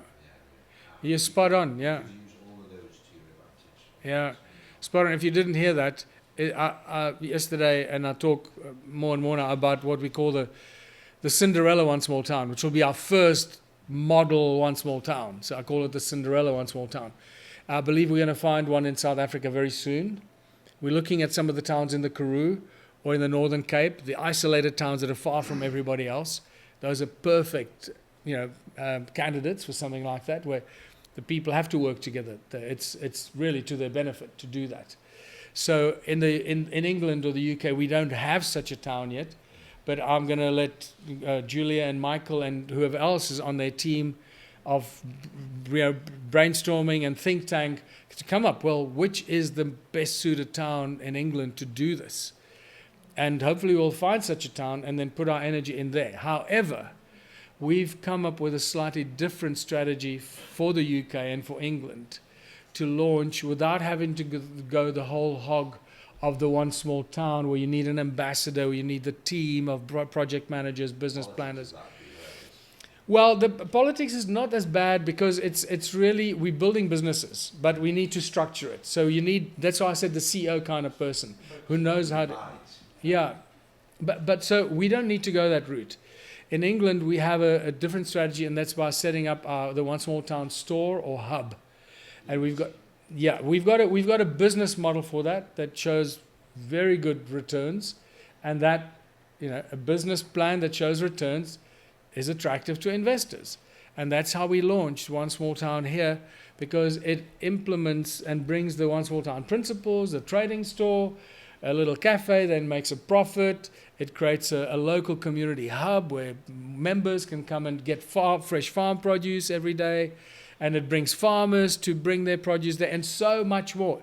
It has got infinite potential to bring the community and the community activity together. Work from his local produce area, there's still money to work some way between them, selling all that stuff and making it. So the Cinderella One Small Town is really our target. The platform was absolutely necessary. One of our biggest lessons was I have to take the blame for it because it's my responsibility and I'm too hasty and I wanted to make this a success. So I was, so excited. Somebody emails you and say, I want to be ambassador in Italy, and I want to be ambassador in Brazil, and I want to be ambassador in Ireland and Wales and here in America and there. And so, great. And so I have a Zoom call with them. They sound like a good guy and a good gal. Wonderful, great. You're the ambassador. And then they go, right, what do I do now? It's up to you. And I go, okay, well, you got to come up with a plan for your town. Okay, but what should I do? And I go, well, you got to come up with a plan for your town. Okay, what should I do? It's like, all right, well, that's not quite going the way I thought it would. Did you read our website? Do you understand what you have to do as the ambassador? No, I didn't. Oh, okay. So that backfired really badly. So we appointed a whole bunch of ambassadors only to find out that they had no idea what they wanted to do. They love the idea so much. They want to do it. They mean well, but it's unfair of me, and it's completely unfair to them to expect them to know what's taken me 20 years to learn from seriously hardcore experiences, to now suddenly implement all that in their town. So we've had to pull right back. Literally, we've shut down all the ambassadors except here in the UK, in England, and in the USA. But unfortunately, as I said, our American ambassador had to resign because of health issues in her family, not her personal, but in her family. She was fantastic, but we'll reinvigorate that, relaunch that. But right now we're focusing on England and the UK because we got 2 fantastic ambassadors here, and we got a growing audience and people that realize they have to do something. And keep in mind that this is not up to me. It's not my project. It's your project. It's the people in the towns. It's your project. We've spent all these years putting the mechanisms and the systems together so it makes it easy for the people in the towns to launch it successfully, because there have been many attempts that have been launched and they've all ended in failure. Not one small town attempts, intentional community attempts. Every intentional community around the world you can imagine has failed. And the successful ones, like the kibbutzes in Israel, they failed. They were successful for about 40 years or maybe even longer, but eventually they failed. The successful so-called intentional communities like Damanhur and the one in Scotland and Esselen in California, and there were others, they're a disaster. They're great on paper, but they've done nothing to show the world how to create successful, intentional, or sustained communities of prosperity and abundance that last forever. They don't have the models, and they can never do it unless you have a blockchain and a platform that manages all of this. We've taken all these years to learn and realize that without a blockchain and a platform to manage things, it's simply impossible. So with that blockchain have come the absolute benefits of our digital wallet, the Infinity token, which is our reward system. It is an asset-backed community reward system, unlike anything else. It's the most stable and the most powerful cryptocurrency NFT type thing. But it's private, no one can crash it. It's not traded in open stock exchanges, open stock markets, so no one can speculate on it. It's there to serve our members in our community. If you have any questions about it, we can come back and answer that. But let's just finish this sort of thought process to reach the conclusion, and we can go into Q&A. So right now we've developed, with the raising of our funds through the Infinity token, we've issued 24 million Infinity tokens as seed capital to help fund our office. The money that comes in from selling those tokens is helping to fund our office and helping to fund to manufacture the technology that then gets used to help launch small towns around the world and launch head offices or offices in the UK, in the USA, to help fund those offices. And that's now reached a maturity. So we are now at a stage where we finished building our first 24 million Infinity tokens. When those are sold, then that's it. Then we don't have any more tokens to sell. So we trust that by then we'll have enough businesses and income from the One Small Town businesses that are making successful profit that will help fund the One Small Town head office. So it literally is a bottom-up approach. If the businesses aren't successful, community businesses aren't successful, then there's no money to fund the head office. That means we can't exist.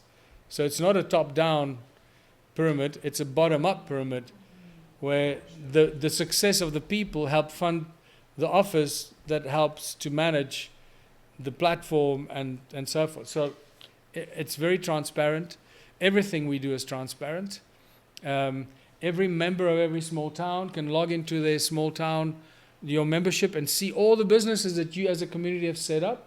You can see exactly how the business is doing, what the turnover is, how much profit is being made, how many dividends are being, how much corn we've grown, how many streets we've cleaned, how we fixed the pool, everything. It's all there on the platform. So every member has got access to all this information all the time. So nothing is hidden from anyone. And that gives investors confidence.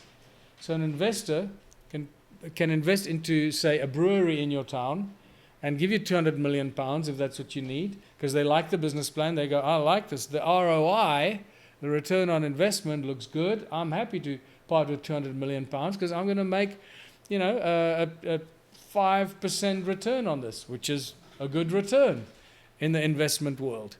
or whatever it is. And then they can put the money in, and they can follow exactly where their money is. They can see it's connected to a business plan, it's connected to a project management plan, which is connected to the bank account, which is connected to releasing the amount of funds, to that management team that runs that project, which is connected to the business plan, which is connected to the project management. So you can see that it's running the way it's supposed to run. The biggest problem, and I'm sure you have that here in England, we have in South Africa, is that there's a lot of money and funding available. But the funders and the investors have gone cold because they're very nervous about where to put the money. Who do I give the money to?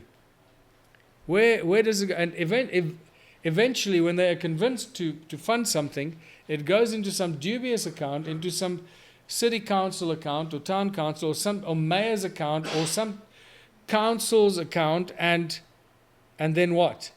A year later, they come back and say, how's our project doing? Say, hey, the money is gone. It's time and time again. It's the same bloody story over and over again. And the investors have just said, sorry, we're not funding any more of these small towns. And it's terrible. So our platform and our blockchain gives investors the confidence to invest into your businesses that you will start. They're not my businesses, they're your businesses or the people's businesses in the small towns. So we now have a plan, and the reason I came here is to work with Julia and Michael to share the plan for the One Small Town hub or store in the UK. There's a wonderful business plan. It includes a One Small Town trading store and a cafe, and as I said, health treatment component to it. Fresh farm produce, we interact with the farmers, so we've got a constant daily produce. We can have a bakery component. We can have anything you can imagine. We can have this morning we had a meeting about fashion, young fashion designers. We might have space for local fashion designers to come display their fashion. So anything that's generated by a community. It is a great place for home industry, where the ladies and guys or whoever is making jams and things at home, and they don't know where to sell it. Then they go and try and sell it at the markets, and then they don't sell it. And so now you can bring it to your local One Small Town store, and they will take it, and they will give you infinity tokens. And because we deal in infinity tokens, we can take in a lot of stuff because we're not paying out pounds or euros. And that changes the dynamics. So now we can bring in a lot of stuff to fill our shelves with quality products, and the people that give us this stuff get tokens. Now they can use those tokens to get other stuff from the shelves that they need. So this way we sidestep the fiat currency industry, and we don't have to deal in pounds or euros. And we can fill our shelves with all kinds of interesting stuff.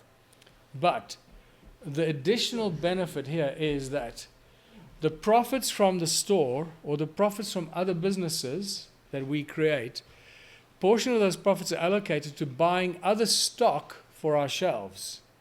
So this is how we keep our shelves stocked, not only with goods and products that our members bring in or people bring in and trade, put on the shelves and get tokens, but we also buy product for our store so we have other products available on the shelf.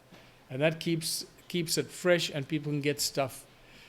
And that's how we put our profits to use for the benefit of our own people and our own communities.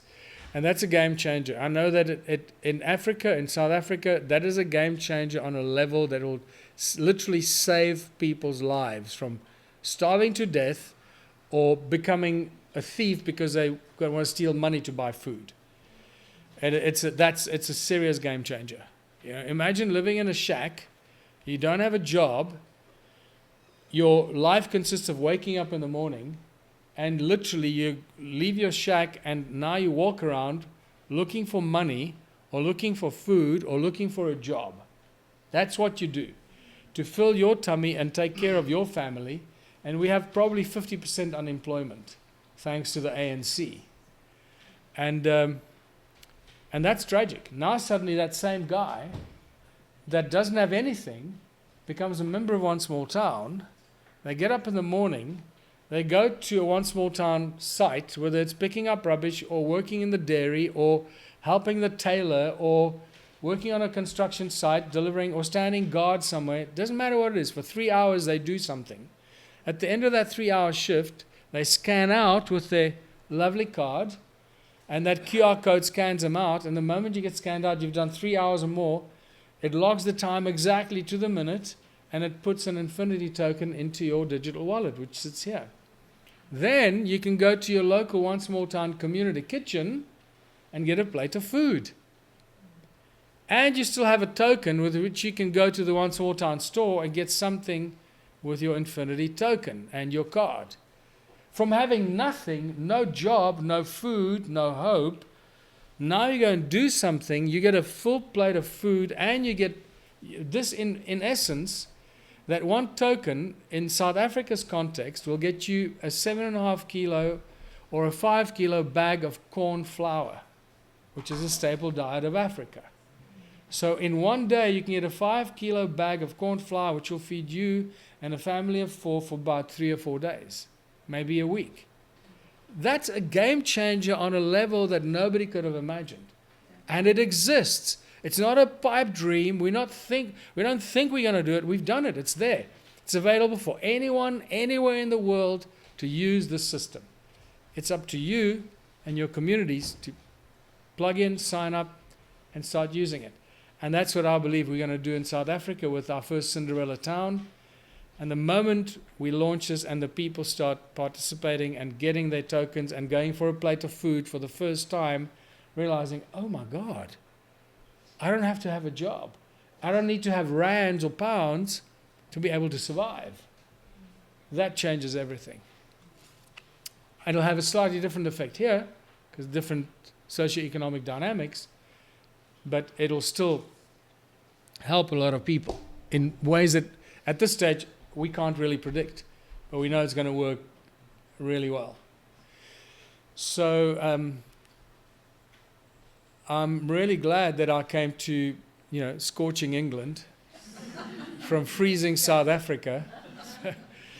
So are there any questions or anything that you guys would like to? Interesting what you said. I'm not always looking for problems, but I do prepare myself and it wasn't intimidating. Yeah. Okay, so there are 2 questions, if I may pose those questions slightly differently. What solutions do we have to councils that might oppose some of our activities? That's the one question. How do we handle councils that want to oppose our activities? The second question is, how do we deal with existing businesses in town and not to undercut them or put them out of business? Yeah. So those are one of the 13 frequently asked questions that I've dealt with for many, many years. So the first, let's deal with existing businesses. So the objective of One Small Town is not to undercut existing businesses or put existing businesses out of work. We want to do exactly the opposite. So our objective is not to start businesses that are going to go into competition with existing businesses. We're looking at bigger businesses and new businesses that don't exist yet in our community. We're looking for labor-intensive businesses. Let's just imagine a town of 1,000 people or 1,000 members. If you have 1,000 members, that means every day, if those 1,000 members have to contribute 3 hours a week, that means every day you get 147 people that have to do something. So every day you got to put 147 people to work in something. So that's a good problem to have. So we've got to start a bunch of businesses where those people can work in. Some of it will be fixing our town, uplifting our town, and some of it will be in businesses that we've registered and started as profit-making businesses. So they've got to be labor-intensive businesses where we need hands. And that puts us in a very powerful position, because the drive in big companies today is the opposite. It's automation, getting rid of labor because they can't afford labor. I mean, I'm shocked. Walking into supermarkets here in the UK, every time I go into a shop here with Julia, I go, where's everybody? There's nobody here. There's nobody manning the tills. There's no one packing your food. There's no one to ask about, where do I find this? Where do I find that? It's like a graveyard, these stores.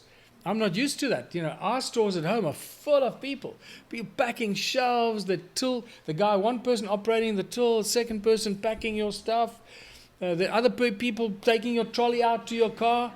There's jobs for people.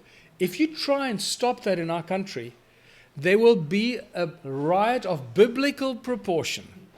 If you try and stop the guys at the petrol stations filling up your car and cleaning your windscreen, there'll be a riot of biblical proportion for all the right reasons. We don't want to put people out of work. We don't want automation. We want people to do stuff, to interact, to work, to feel like we're a community, not like we're a bunch of robots floating around and other robots are doing stuff for us. So I know I went on a rant there, but what I'm trying to say is that we're looking at businesses that are labor intensive. And agricultural businesses are often labor intensive. Packing, packaging, distribution, berry picking, fruit making, canning, whatever it is that needs people to do stuff.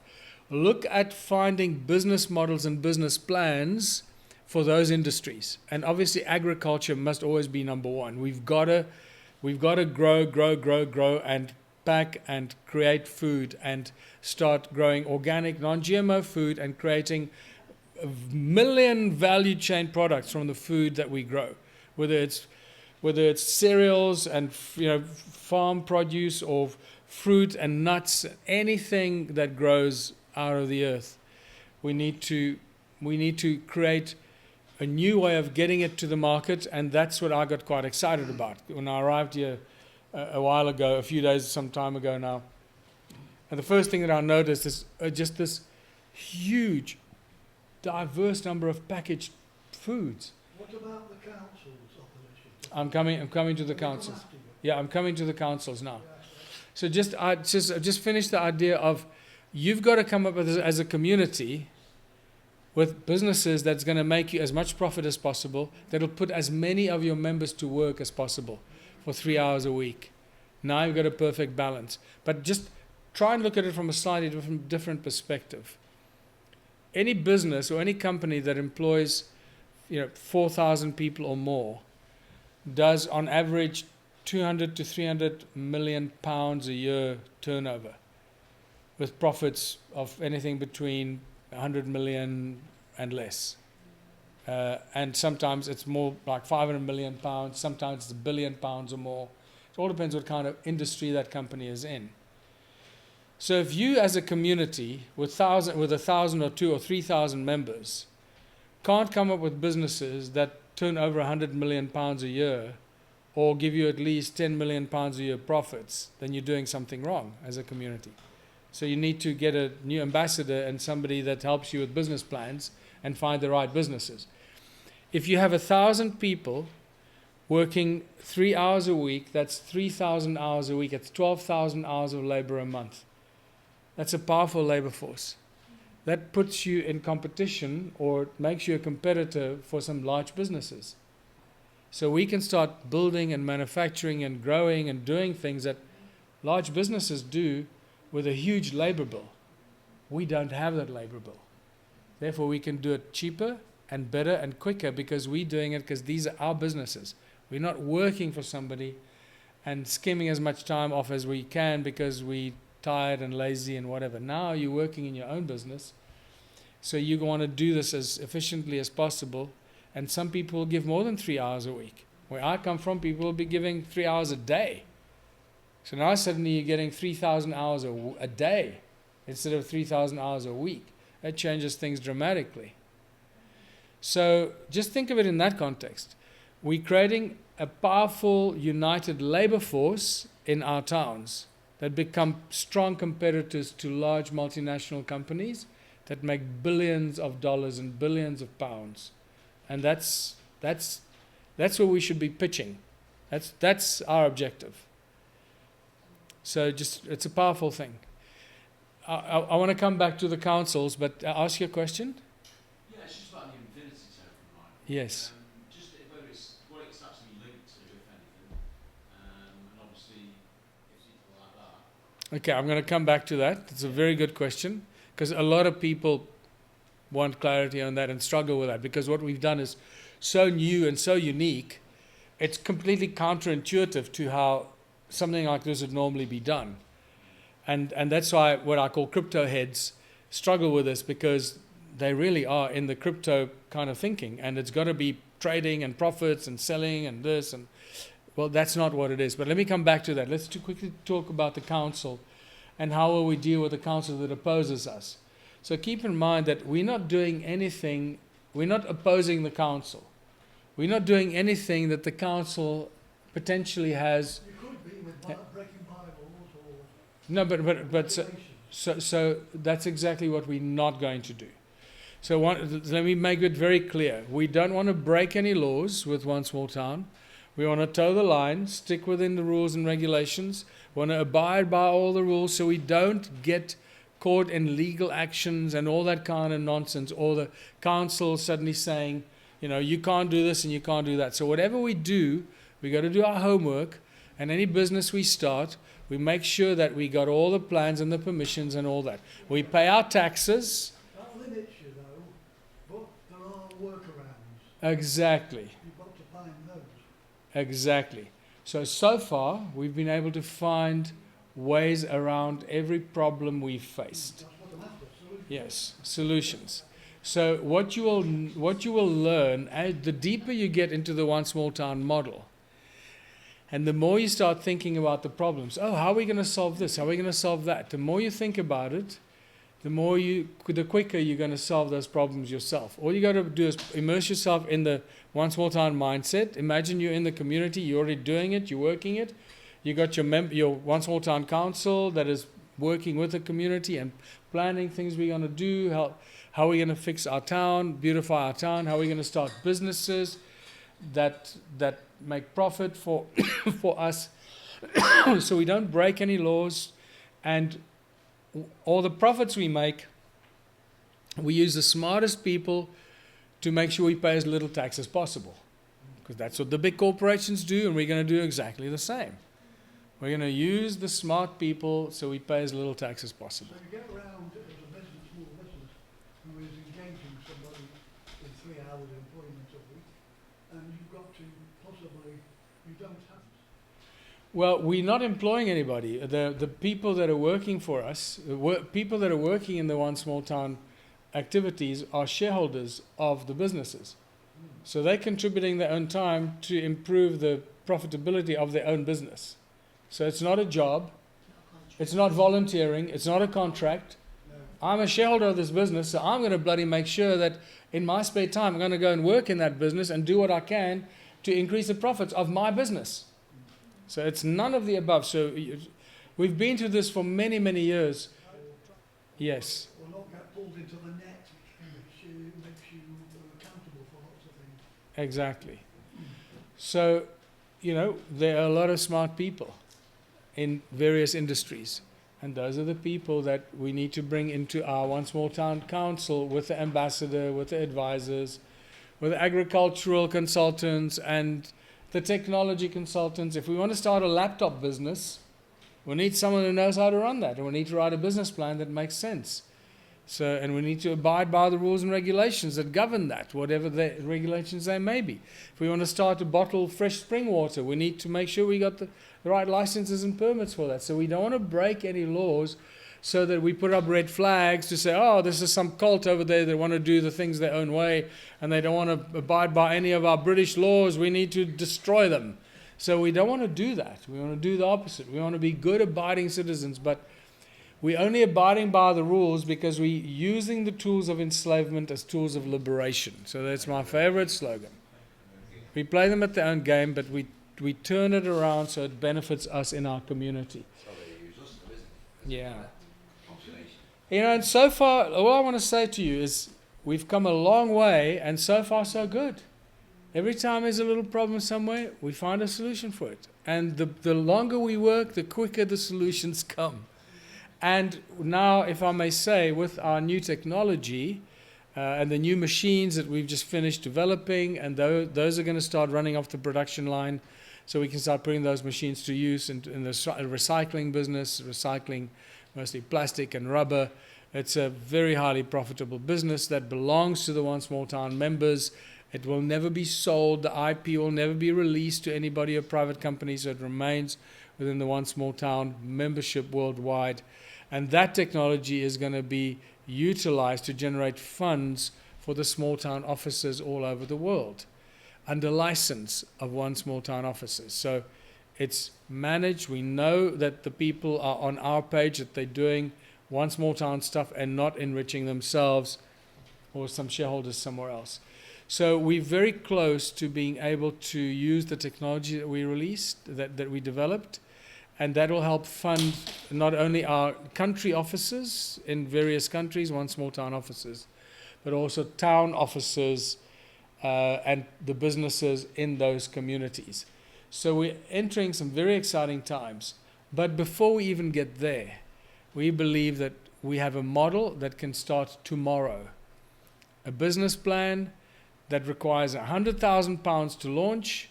So any town, any community that says, hey, we can find £100,000, we're going to start our own One Small Town store hub in our community and start running it on the One Small Town model and principles.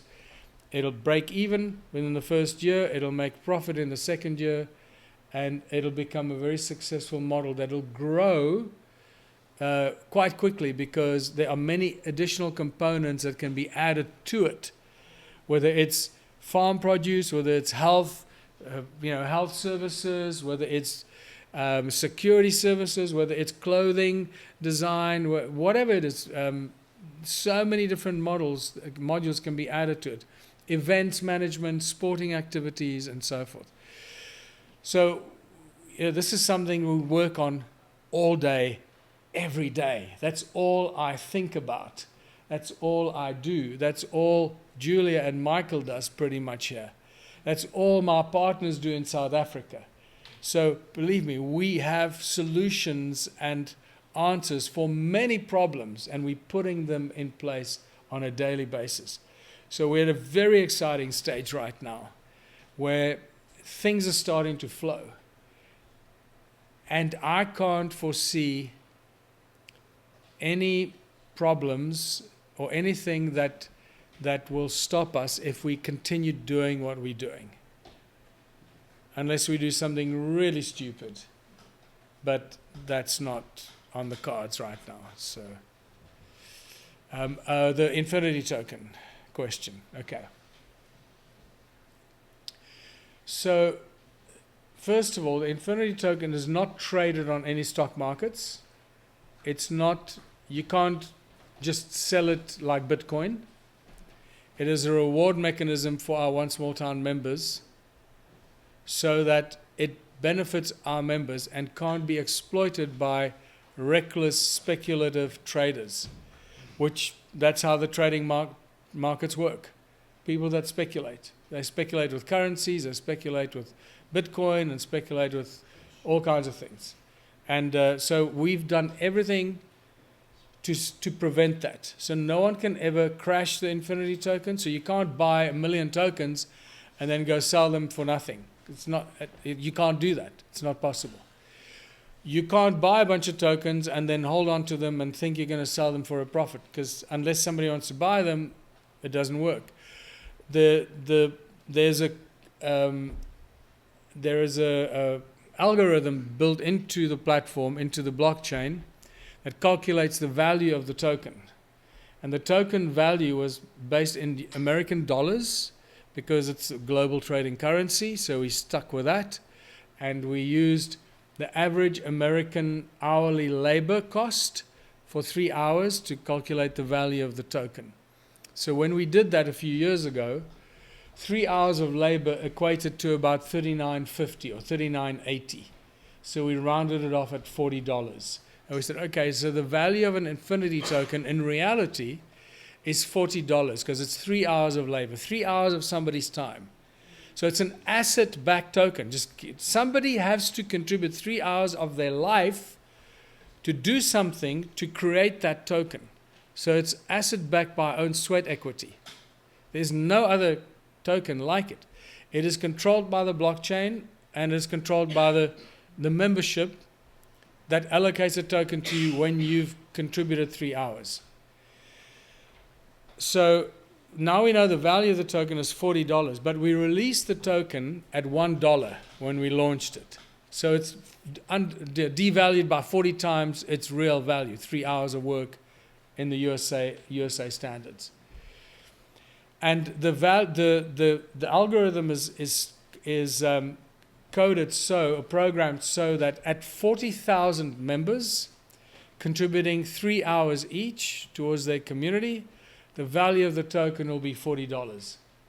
So we had to find a cutoff point somehow, and that's what we decided on. So it's very easy for everybody to understand. 40,000 members contributing 3 hours a week, that's when the value of the token will be $40.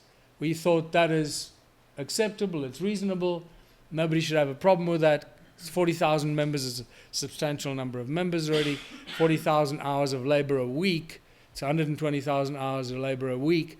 That should give people enough confidence that the value of the token should be $40. So what happens then is going to be interesting to see. What happens after that? So we don't know what's going to happen after that. And that's what makes it so interesting. It can't... I mean, I bought 300 tokens last year. Yeah. Just because I wanted to invest in it. Because Yeah. I thought it was a good thing. Yeah. I don't say invest, I mean contribute. Yeah. I'm not really doing nothing. Yes, so let me just, I'm glad you brought that up. So that 100 token offer for people for doing nothing is not for doing nothing. It's for people that come to a whole workshop and then go away and start doing something. But to come to the workshop, we want to sweeten the pot and make people start using the tokens. But what we're going to do is, if we're going to offer, which we now have started to do, people that come to our workshops and seminars, offer them 100 tokens as new members to sign up and get a membership card and sign up and as members, so they've got some Infinity tokens in their wallets. We're going to do that to all the other members that have already bought tokens. So everybody's going to get allocated 100 tokens, the existing members as well. So otherwise, that's unfair. So we're not about being unfair. So you're going to get 100 tokens because you're already a member and you bought some tokens. So every member, whether you got 10 tokens or 1 token, doesn't matter. Everyone's going to get 100 tokens because we're offering new members 100 tokens. So we're going to give all our existing members 100 tokens. There's about 6,000 signed up members right now. The value of the token is about $5.20 or 30 or something like that when I last looked. And it's steadily growing towards $40. So when you buy tokens now, you know that it's going to end at $40. And once we've sold those tokens, then you can't buy them anymore. They're not going to be available to buy for new members to buy them. So the only way in future, when there's no more tokens available from our office, the only way you can get tokens is to buy them from existing members at a price that the token is valued at, or you can contribute 3 hours towards your community to earn a token. That's it. That's the only way you're going to earn tokens. And that's why it's such a stable, valuable token. And I said yesterday, I had a few interesting interactions with some crypto heads, like people who are really big into the crypto market. That's all they know. They just understand cryptocurrencies. I'm not sure if you're one of those people, but these guys, they just think crypto. They can't wrap their head around the Infinity token. They really struggle because it's not about speculating and making profits. It's about serving the community. And two crypto heads in the last 3 to 6 months, when the penny dropped for them about what it is we're doing, there was like, I remember I was on a Zoom call with them and they sort of suddenly went silent. I could see they sort of went into, and I went, oh my God, I think I've got it. Do you realize what you've done? You guys have got the most stable and the most powerful cryptocurrency or NFT in the world. There's nothing like it. I said, I don't think there's anything like it. I don't know anything other like it. I can't say it's the best because I'm not in the crypto world, but I know we're doing something that no one else is doing. So it's very exciting. We'll see how it benefits our communities. It's very hot, people, and I know that you want to probably get out of here or get a drink. So anything else you want to know about One Small Town and how to get involved, how to spread the word, stay motivated. I'm interested to know what's happening in the UK, a bit more Yes. on that, who those guys involved with. Yeah. So Julia and Michael, they'll please just talk to them now. Make sure you're on the database. Make sure they got your contact details. If there's a way you want to get involved, we need to build a stronger team in the UK. We need a team of people that are passionate about it, dedicated as they are. At the moment, it's still a volunteer thing, but hopefully as soon as we get the technology involved or launch our hub that makes a profit, there'll be payment for our management team to strengthen that. And we're going to need, business planners, project managers, farmers, agricultural consultants, sales managers, people to help us sell the products we make or package. Because, just imagine if we start growing food and we start packaging all kinds of stuff, you could have 100 line items before you blink your eyes. Literally, very quickly. And we need someone to get on the phone and start selling it. So we need someone who's a retired sales manager that knows the buyer a little and knows the buyer at all the major retail stores and picks up the phone and say, Jimmy, I got this great line for you, man. You got to stock this stuff on your shelf. All right, I'm delivering 10,000 packets to you. I know those kind of people. I used to work with them when I was in advertising. So, those people exist and they have contacts because they're retired from those industries and they still have contacts. So those are the kind of people that realize what we're doing and say, I love what you're doing. I want to be involved with you. So we need to find those people to come on our team. Yes. Leek, I've been banging on about One Small Town for a long time, about 2 years started. That's excellent. Yay. So Karen, while you... I want a business plan in place by next week. So the thing is that we have a business plan. Michael's got a business plan for the hub. Yeah? So while we're here, What we've got here, there's so much potential what we could do here. can we just talk about the needs so that we maybe get more clarity in the people's minds that are still here? What is we looking for to start the hub in terms of a building or premises? That's really important so people can visualize it. So it's anything like from a barn. So first of all, I'm going to speak from my perspective, and then Julie and Mike can give you their perspective. I see the One Small Town store and hub as a destination point, first of all. So I don't see it in the middle of a town, in the center of town. It needs to be on the edge of a town, but within striking distance, not too far out. Like, a mile. This is in the middle of town. You need space. You need like a barn that's on the edge of town, possibly on a small farm, on a small holding, and or a deserted farm building, or a deserted brewery or a school or whatever, right? Is that because of people going, ooh, what's going on there? Yeah, but also you want people to be able to park because we're holding events, so you don't want people to struggle for parking. Plus, we want even space to grow food around the gardens, right? And have farmlands around you, so we can engage with the farmers and say, this is what we're doing. We want to order your product. We want to sell your product in our stores.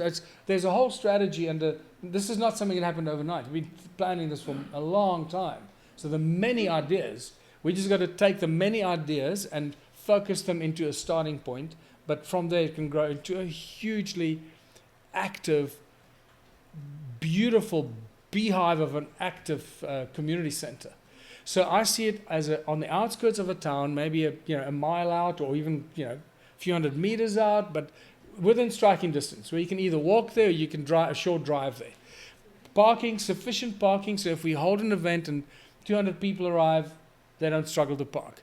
Hopefully enough land around it so you can grow some food, but also farmland around so you can start working with the farmers to start growing food commercially with the farmers, with our plan for distribution as One Small Town, distributing non-GMO organic product, and start that kind of thinking and all kinds of, but we'll discuss that, we don't have to go through the details now. We've got very advanced thoughts and ideas and plans that have evolved over a long, long time. It's very clear what we need to do. It's not.